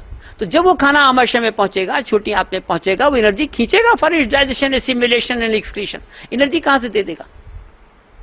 इसलिए रात को खाने के बाद आपको फिर सो जाना चाहिए, ताकि सारी एनर्जी जो रिमेनिंग है, जो एक्सटर्नल ऑर्गन्स पर बंद हो जाए। अर्थात आप देखें नहीं, सुने नहीं, बोले नहीं, हाथ पांव चले नहीं, अर्थात बाहरी ऑर्गन्स पर एनर्जी आपने रोक दी, और अंदर के ऑर्गन्स काम कर ही रहे। वो जो एनर्जी अंदर की थी, जीवनी शक्ति थी, वाइटल पावर थी, वो अब बाहर खर्च नहीं हो रही है, अब वो अंदर खाने को हजम करने के लिए गोया लग गई है, क्योंकि भाई एक्सेस लोडिंग पहुंची। बाकी तो अंदर के ऑर्गन्स काम कर ही रहे हैं, हार्ट काम कर रहा है, लंग्स काम कर रहे हैं, किडनी काम कर रही है। केवल डाइजेस्टिव ट्रैक एक ऐसा है जहां पर खाने को डालने के बाद उसको हमने लोड किया है, तब फिर कोई आर्गुमेंट नहीं है कि बाहर एनर्जी के एक्सपेंसेस को हम कंटिन्यू करें, उसको हम रोक दें, और फिर इसके अर्थ हुआ कि खाने के बाद सो जाए। तब ये समय निकल कर आया, पहले उद्देश्य था, फिर समय ये निकल कर आया कि सुबह से दोपहर तक कुछ नहीं लें, दोपहर में रॉ ईटिंग कर दें, अनकुक्ड कर दें, सैलेड्स एंड फ्रूट्स कर दें, और रात को एक टाइम का पूरा खाना दाल भात रोटी सब्जी कर दें। हाँ, एक बात है कि अगर टेस्टी की रिक्वायरमेंट है, शाम को 4-5 बजे के लगभग कुछ ना कुछ एक टेस्ट की चीज डाली जा सकती है, उसकी भी मात्रा कम हो, जिसमें अनाज कम हो और वेजिटेबल्स ज्यादा हो जाए, ऐसा कोई प्रोडक्ट बना लिया जाए। स्नैक्स जिसको आप कहते हैं, रात को पूरा खाना हो जाए। ये टाइमिंग्स होगा। फिर निकल कर आता है कि इनकी क्वांटिटी क्या होनी चाहिए। Quantity can be reduce to any extent. भोजन की मात्रा किसी भी सीमा तक कम की जा सकती। अगर बारबारा मुरे कहती है कि मैंने ये भी प्रयोग करके देखा कि क्या whole life we can live without food, वो कहती है yes that is also possible. पूरा जीवन बगैर भोजन के रहा जा सकता है, ऐसा लोगों ने प्रयोग किया है। पृथ्वी तत्व पृथ्वी पर चलने से, जल तत्व ह्यूमिडिटी से जो वायु में है, और वायु तत्व तो वायु में घूमने से आ गया, और अग्नि तत्व सूरज की रोशनी में होने से आ गया। इस तरीके से 5 तत्व आपके शरीर में आ सकते हैं। बहरहाल मानस का उद्देश्य आपको 5 तत्वों पर लाना नहीं है, लेकिन एक बात तो है ही कि अनाज को कम कर दें और दिन में आप रॉ ईटिंग कर दें। इससे आपके शरीर में रोग मुक्ति होने लग जाएगी और शरीर अखंड स्वास्थ्य बढ़ने लग जाएगा। तब क्वांटिटी धीरे धीरे कम करते जाएं, और क्वांटिटी में अनाज कम कर दें। अनाज बहुत कम चाहिए। मैं खुद 1 रोटी खाता हूं प्रतिदिन, और महीने में 10 दिन अनाज लेता नहीं, तो 1 महीने में लगभग 20 रोटी खा रहा हूं, वर्ष में 240 रोटी खा रहा हूं। क्या आर्गुमेंट है कि एक आदमी खाए जा रहा, महात्मा तक खूब खा रहे हैं। मैं तो कितने आश्रमों में जा जाकर डांट लगा रहा हूं, भैया क्यों इतना आप लोग खा रहे हो। नतीजे क्यों हो रहा है? क्योंकि जबान का चटोरापन है, बुद्धि का अंधेरापन है, इसलिए पेट आगे आ गया, अब खूब रोटी पे रोटी खाए जा रहे हैं। रामायण में जिसने भी साधना की है भगवान को प्राप्ति करने के लिए, उन्होंने अनाज को रिड्यूस किया है। अयोध्या वासियों ने सुबह से दोपहर तक कुछ खाया नहीं। पूरी मानस में, पूरी रामचरित मानस में दोपहर तक खाने का कोई जिक्र ही नहीं हुआ, ब्रेकफास्ट तो था ही नहीं। तब मैं कहता हूं break your breakfast, otherwise breakfast shall break you fast. नाश्ते को तुम तोड़ दो वरना नाश्ता तुमको तोड़ देगा, इसका अर्थ ही है नाश कर देने वाला। तब ये समय क्लियर हो गया, तब क्वांटिटी हुई, क्वांटिटी में अनाज को कम कर दीजिए और फल दिन में अधिक होने चाहिए। फल के माने अंगूर अनार नहीं है, गाजर खीरा ककड़ी मूली what ever you can eat raw, जो भी आपका चाहो, ये आपका दिन का लंच हो जाए। अब उसके बाद अंत में आता है कि भाई इसकी क्वालिटी क्या होनी चाहिए। इसी क्वालिटी सबसे कम इंपॉर्टेंट है, उससे ज्यादा इंपॉर्टेंट क्वांटिटी है, उससे ज्यादा इंपॉर्टेंट है टाइमिंग्स, और सबसे ज्यादा इंपॉर्टेंट है पर्पस, क्यों खाया जाए। उद्देश्य, समय, मात्रा और फिर है किस्म। किस्म सबसे कम इंपॉर्टेंट है। और एक महत्वपूर्ण बात मैं आपको बताऊं कि किस्म अगर खराब भी है और खाने की मात्रा कम है तो वो इतनी नुकसान नहीं करेगी जितनी किस्म यदि अच्छी है और मात्रा ज्यादा हो जाए। Quantity is more dangerous than quality, इसलिए जोर दीजिए, क्वालिटी पर अधिक जोर देने की जरूरत नहीं है। क्या खाएं अधिक इंपॉर्टेंट नहीं है, कितना खाएं, मात्रा को कम करते चले जाएं। जैसे पार्वती ने तब किया, उन्होंने अनाज बंद कर दिया, सब्जी पर आई, सब्जी छोड़ा, फल पर आई, फल छोड़ा, जूस पर आई, पानी पर आई, वायु पर आ गई। ये क्रमिक उपवास हुआ। रामायण में सबने ये क्रमिक उपवास किया, और उपवास का अर्थ ही होता है उप के माने नजदीक, वास के माने आना। इसलिए जिसको भगवान की अनुभूति प्राप्त करनी है उसको तो अनाज कम ही करना पड़ेगा और बाद में अनाज बंद करना होगा। ये क्वांटिटी का हो जाएगा। और उसके बाद समय मैंने आपको निवेदन किया, सुबह से दोपहर तक नहीं, दोपहर में राइटिंग हो जाए, रात को एक टाइम का खाना हो जाए। और उद्देश्य बड़ा स्पष्ट दिमाग में होना चाहिए। अक्सर जो लोग बीमार पड़ रहे हैं वो मेहनत से पहले खा रहे हैं, भोजन से शक्ति मानकर, मेहनत से पहले, आवश्यकता से अधिक, और किसी के कहने से खा रहे हैं। ये जो मनुष्य योनि में हो गया, और खाओ और खाओ और खाओ, ये एनिमल किंगडम में नहीं है, ये हमारे ही तमाशा मचा हुआ है। मैं तो ये भी कहता हूं दुनिया का कोई बच्चा सुबह खाकर जाना नहीं चाहता, और दुनिया की कोई माँ उसको बगैर खिलाए भेजना नहीं चाहती। और कुछ नहीं मिले तो दूध जरूर पियो, दूध पियो। और दूध के विषय में हमारे लोगों के विचार ये हैं कि दूध बच्चों के लिए, बड़ों के लिए दूध नहीं है। माँ के जब बच्चा पैदा होने को होता है तो नेचर के द्वारा, प्रकृति के द्वारा माँ के दूध सप्लाई हो जाती बच्चे के लिए। यही बच्चा जब बड़ा होता है तो दूध बंद हो जाता है। अगर प्रकृति ने दूध बंद किया है तो क्या माँ की कोई ये बीमारी है क्या? कोई माँ का रोग नहीं है, ये नहीं चाहिए। इसलिए जब चाहिए था तो प्रकृति ने दूध दिया, अब दूध बंद हो गया। मुझे दुनिया का कोई आदमी इसका जवाब दे कि जब बच्चा पैदा हुआ है तो माँ के दूध आया है, प्रकृति इंटेलिजेंट है, it knows when to supply, और अब ये दूध बंद हुआ है। क्या प्रकृति अब बेवकूफ है जिसने दूध बंद कर दिया है? बिल्कुल स्पष्ट है कि अब दूध नहीं चाहिए। और फिर भी मैं कह रहा हूं 25 साल तक बॉडी ग्रो कर रही, चलिए आप ले लीजिए, 25 वर्ष के बाद ऊपर जब आपकी उम्र निकल गई तब दूध पीने की क्या आवश्यकता है? और कितने जानवर दूध पीते हैं ये भी आप देख, जानवरों को इतना दूध नहीं, कोई जानवर इतना दूध नहीं पी रहा। जब बड़े हो जाते हैं, दांत निकलने लगे तो वो घास वगैरह खाने लगे। ये मनुष्य योनि में जाने कहां से ये आ गया है, बकरियों का दूध, उटनियों का दूध, भैंसियों का दूध, गायों का दूध, इस तरीके से। बहरहाल दूध नहीं चाहिए। 25 वर्ष के बाद यदि बॉडी में दूध जाएगा तो आपके ज्वाइंट्स में इसका इफेक्ट आ जाएगा। दूध में जो कोलेस्ट्रॉल है ये आपको नुकसान करेगा। ये अगर पसीने से आप नहीं निकल पाए, फिजिकल आप श्रम करेंगे तब तो दूध के रेजिडुअस निकाल पाएंगे, और अगर फिजिकल श्रम आपका शारीरिक श्रम नहीं होता है तो रेजिडुअस नहीं निकल पाएंगे। आपको कोई ना कोई प्रॉब्लम्स आ जाएगी, चाहे वो यूरिक एसिड के कारण किडनी की प्रॉब्लम हो और चाहे वो कोलेस्ट्रॉल के कारण हार्ट प्रॉब्लम हो। और फिर ज्वाइंट्स में डिपॉजिट्स आएंगे जो उसमें कैल्शियम एक्सेस है, कैल्शियम जिसको डॉक्टर कहते हैं कि कैल्शियम चाहिए होगा, कैल्शियम की कमी पूरी होगी, डिफिशिएंसी कैल्शियम की कमी होगी दूध से। मैं पूछना चाहता हूं अपने लर्नेड डॉक्टर से कि कौन एनिमल दूध पी रहा है और उसकी डिमांड कैल्शियम की कहां से पूरी हो रही, और किस जानवर के घुटने खराब हो रहे, किसको अर्थराइटिस हो रही। सबसे ज्यादा अर्थराइटिस इस मनुष्य योनि में पड़ी हुई है क्योंकि वो दूध जा रहा है। मैं तो एक बात और कहना चाहता हूं कि जिसकी एडवांस उम्र हो, 70 के ऊपर उम्र हो, दूध का शौकीन हो, शारीरिक श्रम न करता हो, फिर से बताता हूं 70 की उम्र हो, दूध का शौकीन हो, शारीरिक श्रम न करता हो और उसको गठिया ना हो, आप देखेंगे ज्वाइंट्स उसके खराब हो जाएंगे।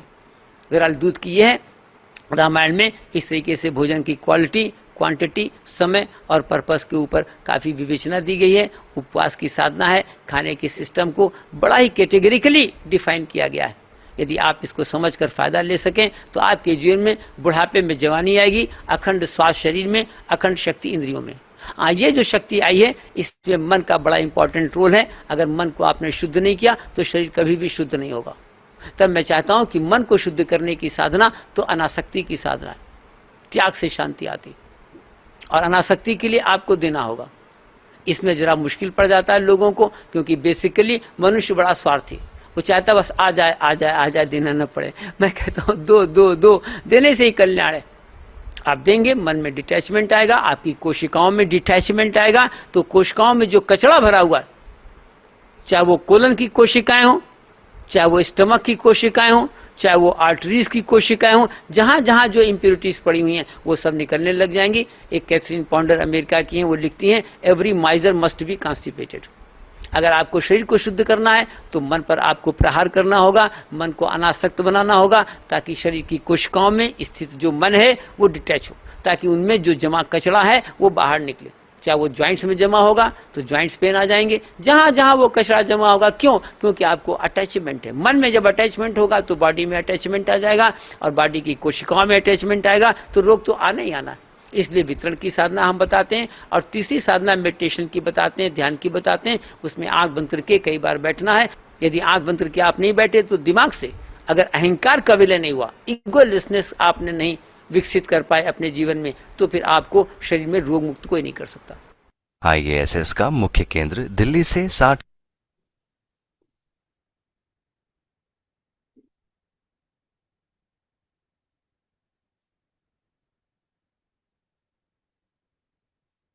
तो ये एक प्रथम लेक्चर हमने सुना, और जो मुझे लगता है शायद आपके काम आ जाए ये वीडियो, ये नॉलेज जो यहाँ अभी दिया गया, आई थिंक काम करेगा ये। क्योंकि लोग आप पूछते हैं ना क्या करें क्या करें, तो एक आपको एक कॉन्सेप्ट अभी दिया गया कि आइडियल टाइम ऑफ ईटिंग क्या है।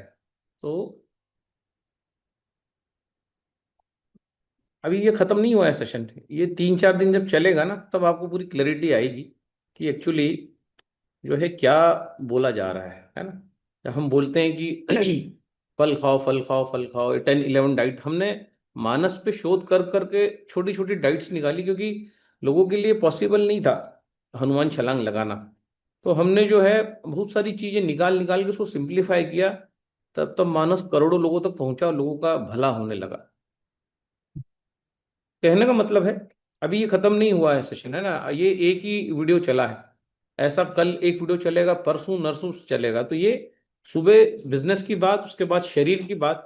तो ये पीसीओडी जो हो रहा है, एक्यूमुलेशन हो रहा है, कचरा जमा हो गया, चर्बी पच नहीं रही है, फैटी लीवर है, हम फैट खा रहे हैं, चीज खा रहे हैं, बर्गर खा रहे हैं, वो सब जमा हो रहा है। भाई क्या कारण है, डायबिटीज का कारण क्या है, ये वो सब अगर हम देखते हैं तो पहले सबसे पहले आपका लीवर खराब होगा, और उसके बाद ही जो है आपको गॉल ब्लैडर में पथरी होगी, किडनी में पथरी होगी, आप डायबिटिक हो जाएंगे, और जो है आपकी मसल्स पेन करने लगेंगी, जॉइंट पेन होने लगेंगे, शोल्डर पेन होने लगेंगे, और उसके बाद आपको, अगर आप महिला हैं तो आपको हो जाएगा पीसीओडी। तो ये है ना, आपको ये जानना जरूरी है कि मुझे ये रोग क्यों हुआ है। मुझे अगर पेट में राइट साइड दर्द हो रहा है, या मेरे पीरियड्स एबनॉर्मल हो गए हैं, इसका क्लियर इंडिकेशन है कि मेरी बॉडी में अतिरिक्त ऑयल चला गया है, और ये ऑयल जो है अब ये निकल नहीं रहा है। और ऑयल के नहीं निकलने से, अब ऑयल कैसे निकलेगा? आप ऐसे ऑयल निकाल सकते हैं क्या? आपके थाली में ऑयल जमता है तो आप क्या करते हैं? उसको विम बार से धोते हैं, पहले राख से धोते थे, तब जाके ऑयल निकलता है।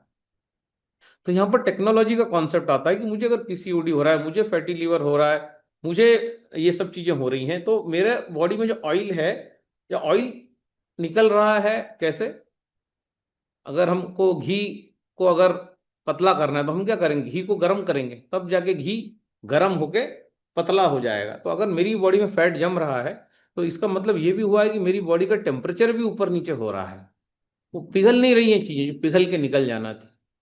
और दूसरा, सर्फ में हम डाल रहे हैं कपड़े, हमारी प्लेट जो है खाने की, 2 प्लेट लेना, एक प्लेट में पूरा सलाद भर लेना, गाजर, मूली, ककड़ी, टमाटर, जाम, पपीता इत्यादि, और एक प्लेट में आप दाल भात रोटी सब्जी, भिंडी की सब्जी, ये वो सब भर लेना। जब आप वो पका हुआ भोजन करेंगे, पूरी थाली गंदी दिखेगी, आपको उसको विम बार से या राखोड़ी से क्लीन करना पड़ेगा। और जो सलाद वाली थाली है वो बिल्कुल नीट एंड क्लीन रहेगी, उसमें कोई दूसरा भी आदमी सलाद ले सकता है, पता ही नहीं चलेगा कि इस थाली में किसी ने खाना खाया था क्या।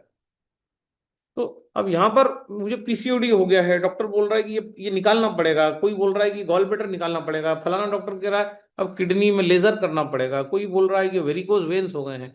इसका मतलब क्या है कि मेरी बॉडी में जो फैट है वो निकल नहीं रहा है।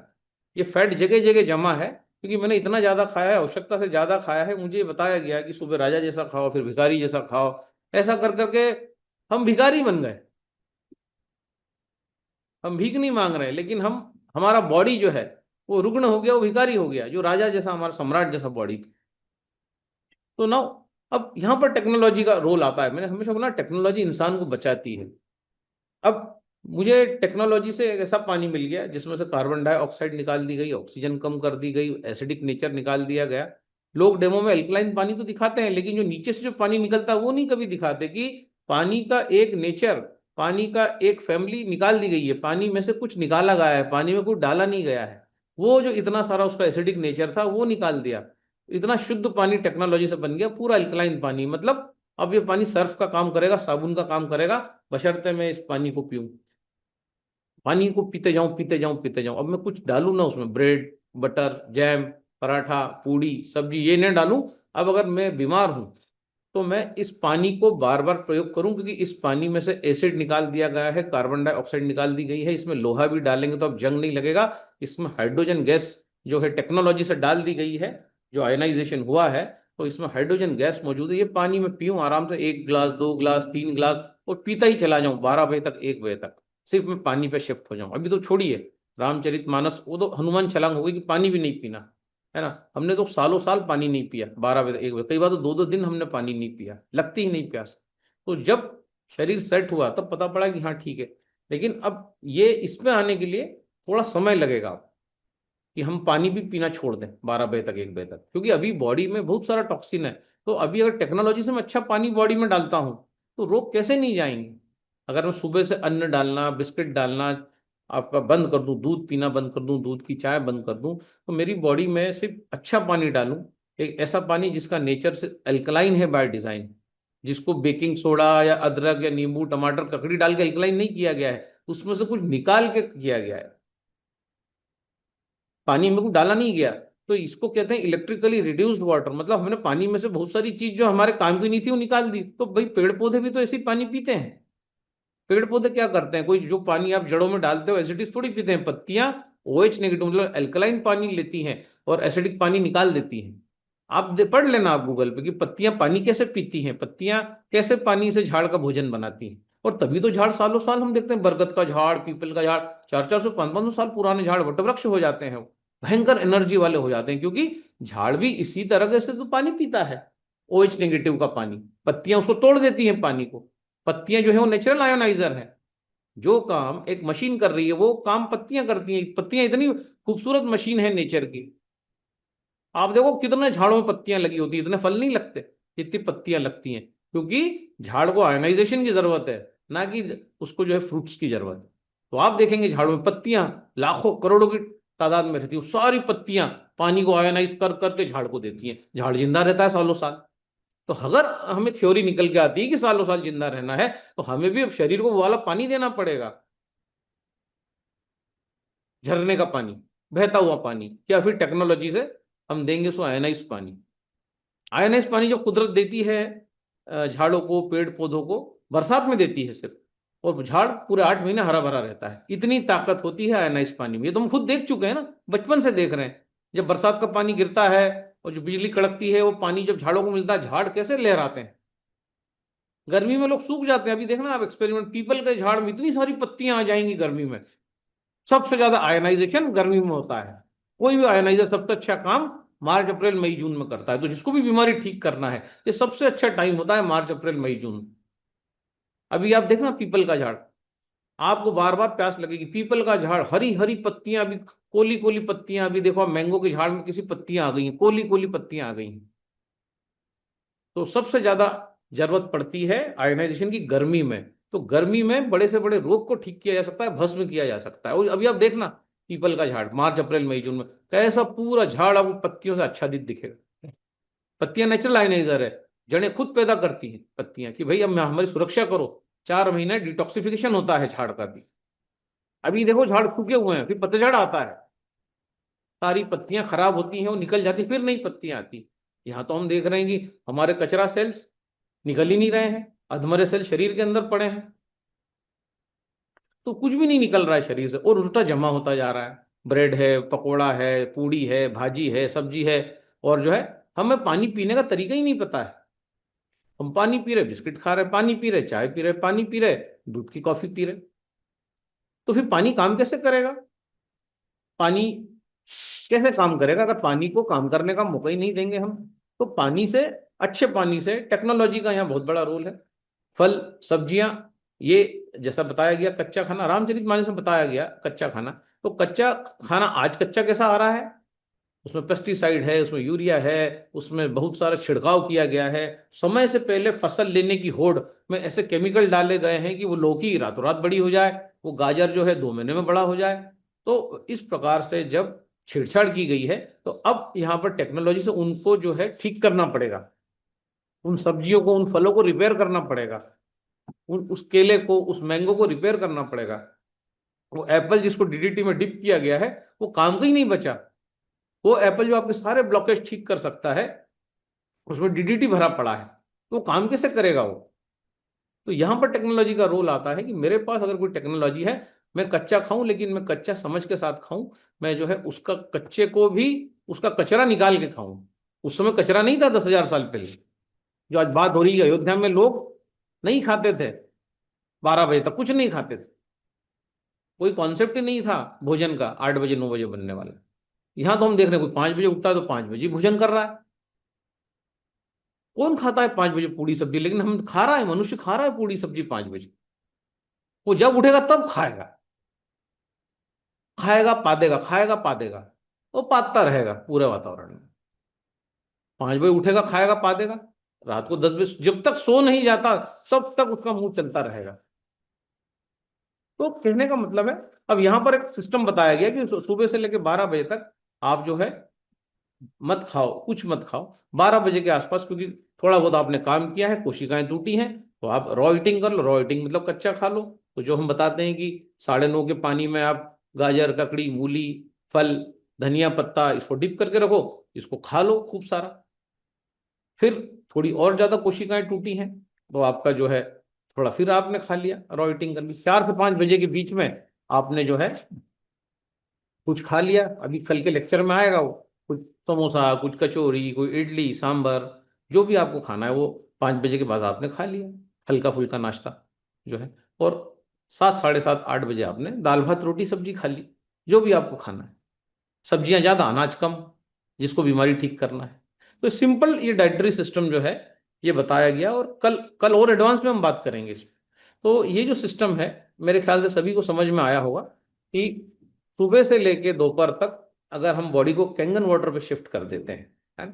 टेक्निक को समझिए थोड़ा सा। अगर हम बॉडी को धो देते हैं पानी से, जैसे हम कार को रोज धोते हैं, हमारी स्कूटर को धोते हैं, अगर हम उसको धो देते हैं बॉडी को इस पानी से, 9.5 pH के पानी से, इसलिए हमने सिस्टम निकाला कि भाई 12, 12:30 बजे तक आप दूध से दूर रहिए, नाश्ते से दूर रहिए, और आप जो है भूख लगती है तो आप कुछ भी कच्चा खा लीजिए अगर आपको नहीं रहा जाता, नहीं तो कैंगन पानी सफिशिएंट है, सूरज और चंद्रमा दोनों की ताकत है उस पानी में। तो अगर हम ऐसा कर लेते हैं, 12 बजे तक हम कैंगन पानी पीते हैं और 12 बजे के बाद 9.5 के बाद फिर अब हम 9 pH पीते हैं, रॉ ईटिंग करते हैं, 2-3 बार रॉ ईटिंग करते हैं, और उसके बाद हम जो है 5 बजे हम ले सकते हैं कुछ भी, कचौरी है, समोसा है, आपका जो भी आपको लेना हो लिया जा सकता है। क्वांटिटी की बात हुई, क्वालिटी की बात हुई कि बहुत अच्छा खाना, काजू बादाम बहुत अच्छा, तो आप जो पाव भर ही खा गए काजू। तो क्वांटिटी ज्यादा मैटर करती है क्वालिटी से, कि मैं धीरे धीरे क्वांटिटी को कम करता जाऊं, पेट में थोड़ा खालीपन रखूं, एक हिस्सा 25-30% पोर्शन खाली रहे। पेट में के 8 अलग अलग पोर्शन होते हैं, 8 अलग अलग टुकड़ों में बटा हुआ है पेट। आपको तो लगता है एक है, लेकिन एक नहीं है, इसके 8 पोर्शन है, तो कम से कम 2 पोर्शन खाली रहे। तो क्वांटिटी कम की जा सकती है, तो क्वालिटी इंपॉर्टेंट नहीं है, कि मैं गाजर खा रहा हूँ, मूली खा रहा हूँ, आपका बीटरूट खा रहा हूँ, क्या खा रहा हूँ, लेकिन जो है मैं कितना खा रहा हूँ वो इंपॉर्टेंट है। कि मैं मेरा जो है बहुत ज्यादा खा रहा हूँ, क्या पता चला कि मैं जो है 2 किलो टमाटर ही खा गया, जरूरत आधा किलो की थी सिर्फ। तो क्वांटिटी धीरे धीरे कम की जा सकती है, तो क्वालिटी मायने नहीं रखती है। तो ऐसे जब हमने रामचरितमानस पे प्रयोग किए तो पाइल्स ठीक होने लगा, फिशर ठीक होने लगा, पीसीओडी जाने लगा, और ये सारी चीजें जो है one by one one by one one by one हमने देखा कि सारे रोग जाने लगे। जब हमने टेक्नोलॉजी का यूज किया, हमने जो है सब्जियों को डिप किया, उनको आयनाइज किया, जो बरसात वाला जो नेचुरल प्रक्रिया है वो हमने समझी, हमने नेचर को समझा, और हमने एक विजन दिया लोगों को कि एक विजन बोर्ड इस प्रकार से खाइए, ये खाइए। और रामचरितमानस को सिंप्लीफाई करते चले गए, बहुत ज्यादा हमने सिंप्लीफाई किया चीजों को। फिर अभी तो मोनो डाइट की भी बात करेंगे कि जो है मोनो डाइट क्या होती है, वो भी रामचरितमानस में दी हुई है, what is the mono diet. तो ये सारी चीजों पे बात होगी, सब कुछ होगा। 8:34 हो गया है ऑलमोस्ट, अभी भी लोग बने हुए हैं तो अभी। दादा, हाँ दादा, बताइए। हमारे साथ एक और ये गुरु हैं, अनिल चौधरी सर हैं, 2 मिनट उनको अनम्यूट करता हूं मैं। हाँ हाँ, क्यों नहीं, क्यों नहीं। अनिल चौधरी सर को। जब तक मैं चैट अनिल देख लेता चौधरी हूँ, सर, चैट में कुछ है क्या।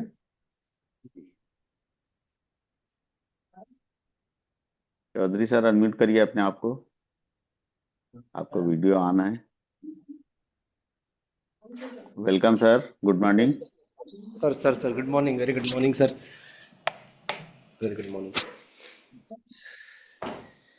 Great sir. अनिल जी नमस्कार। यस यस सर, नमस्कार। और ये ज्ञान की गंगा जो बह रही है, और नो डाउट ये कहीं भी नहीं हो रहा होगा कैंगन वर्ल्ड में, जो आपके माध्यम से यहाँ पर दिया जा रहा है। अब बस ज़रूरत है इस पर अमल करने की, इसे बार बार सुनने की और इसे इम्प्लीमेंट करने की, क्योंकि सुनने के बाद उसका इम्प्लीमेंट करना, knowledge is not power, apply knowledge is power. दादा थैंक यू सो मच, आपकी थैंक यू सो मच। ज्ञान की गंगा जो बह रही है, thank you so much. Rajesh Kumar ji पूछ रहे हैं दादा शाम तक क्या खाएं, प्लीज बताएं। तो यहाँ मैं उत्तर देना चाहूंगा राजकुमार साहू जी, ये आपने वीडियो देखा ही होगा कि जो है हम कह रहे हैं ब्रेकफास्ट छोड़ दीजिए, तो एक चीज क्लियर हो गई। या दूसरी चीज क्लियर हुई, दूध छोड़ दीजिए, इसकी आपको कोई जरूरत नहीं है। तीसरी चीज क्लियर हो गई, कैंगन पानी पीते रहिए जब भी आपको प्यास लगे।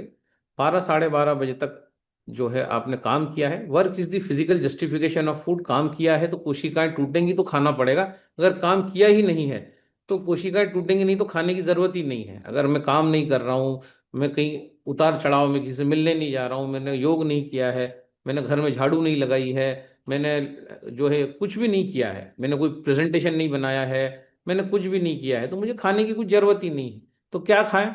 फिर भी अगर ऐसा लगता है खाना है तो इसमें क्लियर बताया गया है कि आप दोपहर में जो है जितना हो सके कच्चा खाइए। अब किसी का लीवर खराब हो रहा है, कोई बोला लीवर में पस पड़ गया है, कल कोई बता रहा, तो लीवर में पस पड़ गया है तो अब क्या करेंगे भाई। लीवर अगर खराब हो गया किसी का भी तो फिर वो कच्चा भी नहीं खा सकता, फिर उसको सिर्फ जूस लेना पड़ेगा, पत्तियों का जूस, फलों का जूस। लीवर को क्या पसंद है, पी लिया होता है तो डॉक्टर बोलता है गन्ने का रस पिलाओ। लीवर साफ किससे होता है, कड़वे रस से। लीवर को दुनिया में कोई ठीक नहीं कर सकता, कड़वा रस ठीक कर सकता है।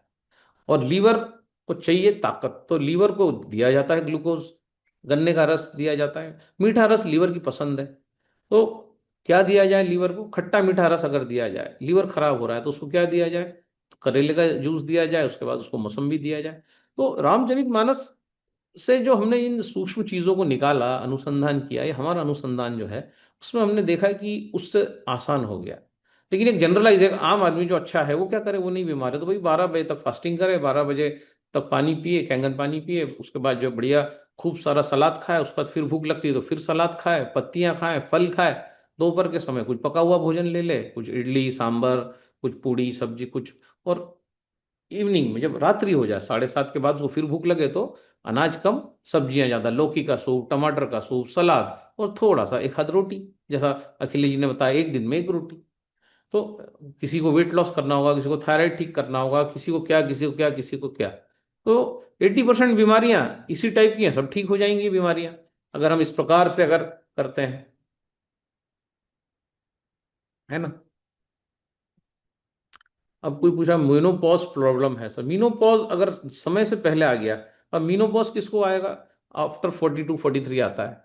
तो ये भी देखना पड़ेगा कि जो भी महिला है उसकी मदर को मेनोपॉज कब आया था, है ना? उसकी मदर को जब आया, क्योंकि वो माँ से बनी है ना, और जो उसकी माँ को जब आया था सेम उसने वही डाइट वही सारी रूटीन फॉलो किया है, तो उसको भी माँ अपनी माँ को के आसपास ही आएगा। और अगर उसने और भी उसकी खराब लाइफस्टाइल रही होगी तो उसको अपनी माँ से पहले ही आ जाएगा। समझो माँ को 50 में आया होगा तो लड़की को जो है 40 45 में आ जाएगा। अगर उसका लाइफ स्टाइल बहुत बदतर है तो वो अंडे वंडे सब बनना बंद हो जाएंगे।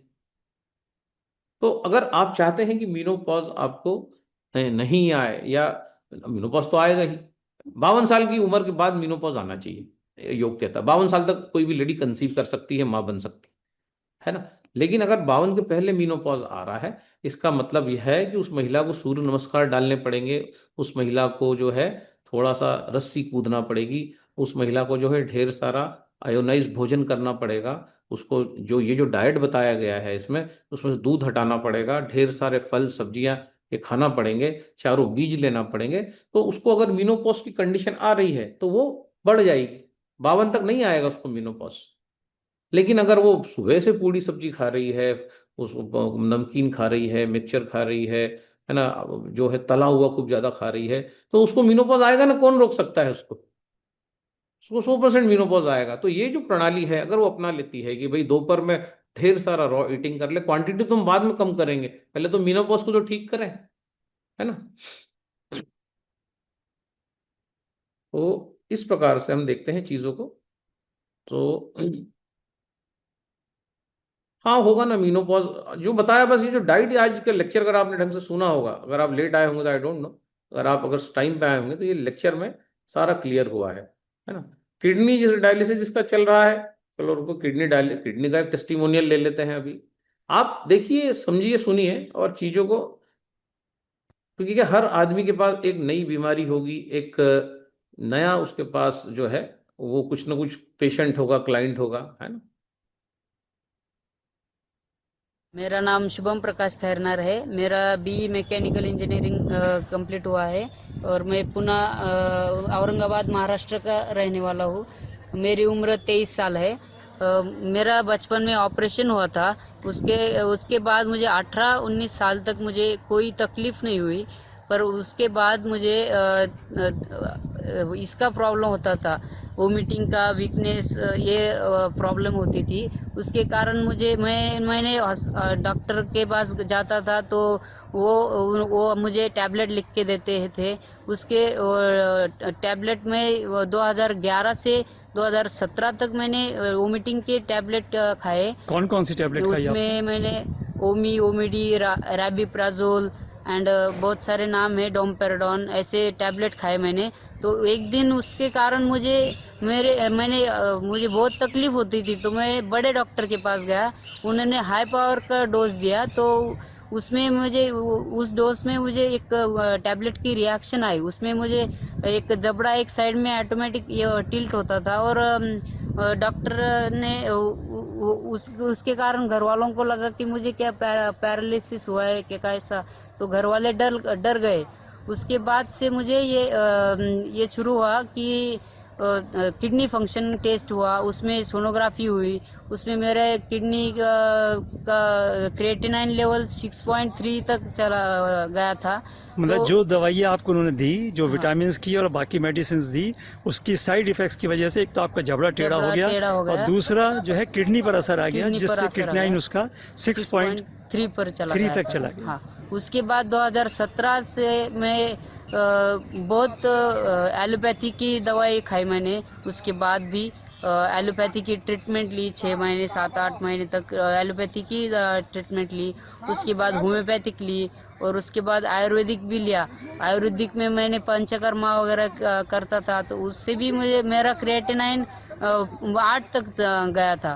तो 2018 में मुझे एक नारायण प्रश्नोत्तरी के एक बुक दिया किसी ने, तो भी उसमें गोत्राम सर जी का ये अनुभव था। उसमें उनका नंबर था, उनको कॉल किया, उन्होंने मुझे SN पाटिल काका जी जो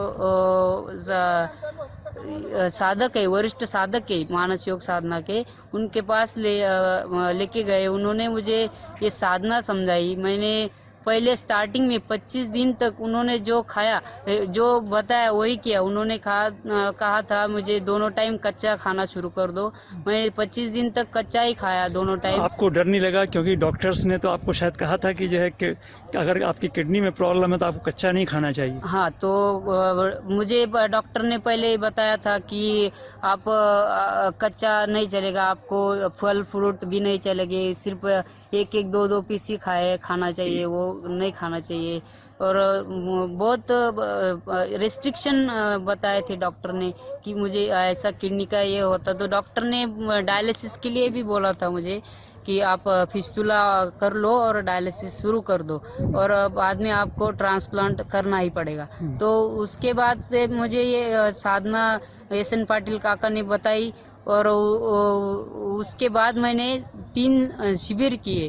मुझे एक शिविर में समझ में नहीं आया तो मैंने दूसरी बार और तीसरी बार मतलब शिविर आपने करता रहा। जून 18 से साधना शुरू करी, अभी से आपको 4 महीने हुए हैं। 4 महीने इस हुए। 4 महीने में आप 7-7 दिन के कैंप 3 अटेंड कर 3 चुके अटेंड कर हो, और चुका आप चौथे कैंप में यहाँ पर मेरठ स्पिरिचुअल सेंटर, IASS के स्पिरिचुअल सेंटर मेरठ में आप 9 दिन के नवरात्रा कैंप में आए हुए हैं। हाँ, तो और आज 5वां दिन है आज इस स्पिरिचुअल सेंटर में आया हूँ मैं। आज इस सेंटर में नवरात्र के उपवास होते हैं, उसमें नींबू पानी शहद का दिया जाता है 9 दिन। उसमें ऐसा मुझे लगता ही नहीं है कि मैं बीमार हूँ। और इसके पहले आया, पहले दिन मैंने रिपोर्ट किया तो मेरा क्रिएटिनाइन का रिपोर्ट 2.6 आया।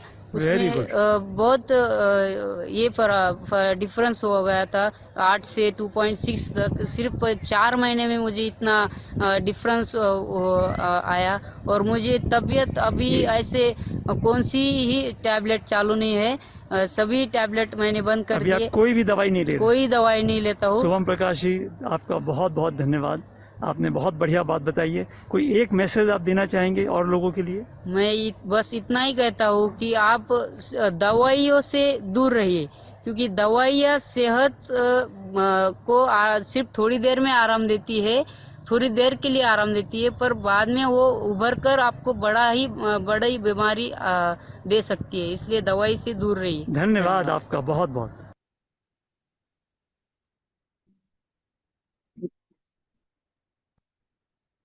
तो क्या है कि हम यहाँ पर देखते हैं किडनी डायलिसिस अगर हो रहा है, अब उनको 4 महीने लगे जब उन्होंने कच्चा खाया, क्योंकि उनके पास पेस्टिसाइड रिमूवल की कोई टेक्निक नहीं है। वो जो कच्चा खाया उसका ऑक्सीडेशन रिडक्शन पोटेंशियल मतलब ऑक्सीडाइज हो गया होगा, तो उसका जो वोल्टेज होगा +40, 50, 60। तो हमारे पास जो टेक्नोलॉजी है, हमारे पास 2.5 pH का पानी है। 2.5 pH का पानी अगर हम पीते हैं तो जितने भी टॉक्सिन है वो निकल जाते हैं बॉडी से। अगर किसी का क्रिएटिनिन बढ़ा हुआ है, अगर वो 2.5 pH का पानी पीना चालू कर देगा, थोड़ा थोड़ा घुट घुट घुट घुट घुट घुट, सुबह पी लिया, दोपहर में पी लिया, तो देखेगा कि उसका क्रिएटिनिन जो है वो आ जाएगा, जो भी कचरा है वो निकल जाएगा बॉडी से।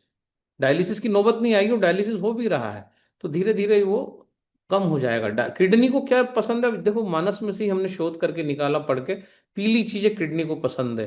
तो स्टाइल तो यहाँ बता दिया गया, दोपहर तक कुछ मत खाओ, दोपहर के बाद, पर दोपहर के बाद किडनी डायलिसिस वाला क्या ले, तो वो पपीता ले, पीली शिमला मिर्च ले, मैंगो को छोड़ के हर पीली चीज अगर वो लेगा, पीला पाइनएप्पल बॉईल करके ले है ना। तो ये जो चीजें हैं, पीला पपीता, पीला पाइनएप्पल, पीली शिमला मिर्च, पीला कॉर्न, भुट्टा, येलो येलो चीजें ज्यादा खाए, दूध से परहेज रखे, अनाज से दूर रहे, और जो है कच्चा कच्चा कच्चा खाए तो उस जैसे बच्चे, और 2.5 pH का पानी पीते रहे। इतना 1 गिलास पानी नहीं, जो एक चाय का जो कप होता है उतना जो है 2 कप पी ले सुबह शाम में मिला के, बहुत इतना पानी। तो ये जो सारी चीजें हैं अगर वो करता है तो उसको जो है काफी फायदा हो सकता है, और हो सकता है उसका डायलिस रिवर्स भी हो जाए, है ना।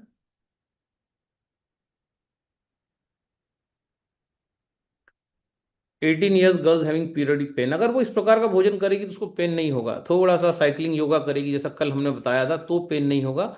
दूसरा, पीरियड आने के 5 दिन पहले अगर दालचीनी लिया जाए, दालचीनी, सिनेमम, साबुत, नॉट पाउडर, और उसको 9.5 में डिप किया जाए, उसको रेफ्रिजरेट कर दिया जाए, और जब वो बर्फ बन जाए वो पानी, तो उसको निकाला जाए, और वापस जब वो पानी बर्फ से पिघल के पानी बन जाए तो उस पानी को सिप सिप करके पिया जाए खाली पेट सुबह।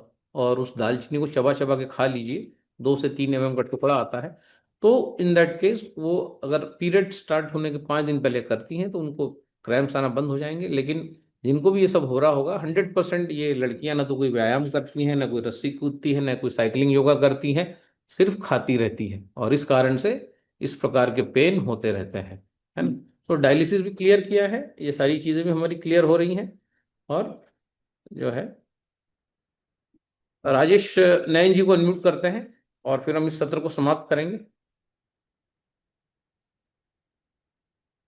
राजेश जी खुद को अनम्यूट करिए। राजेश जी शायद नहीं है। दिनेश जी खुद को अनम्यूट करिए, संक्षिप्त में अपनी बात रखिए।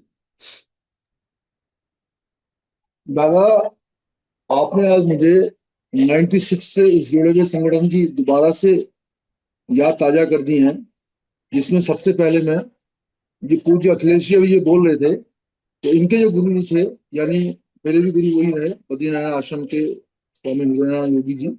तो उस टाइम पर जो मैं वहां सीखा था, यानी मैंने क्या सीखा था, नमक छोड़ा, कच्चा खाया, वो आज भी अनवरत मेंटेन है। तो वहां पर ऐसा नहीं कि एक ही दिन में हो गया, उनसे जुड़े मेरे कहने का तात्पर्य है, दादा ने इतनी बातें यहाँ कही हैं, तो उसमें जो लोगों का विश्वास है कैसे जगे। तो उस दौर में भी 1995-96 से पहले ही एक डॉक्टर थे एसोसिएल श्रीवास्तव, जो वहाँ मेडिकल कॉलेज के हेड ऑफ द डिपार्टमेंट थे और गोल्ड मेडलिस्ट करियर के थे। तो उन्होंने एक किताब लिखी थी, एक मिथ्स ऑफ मेडिकल साइंस।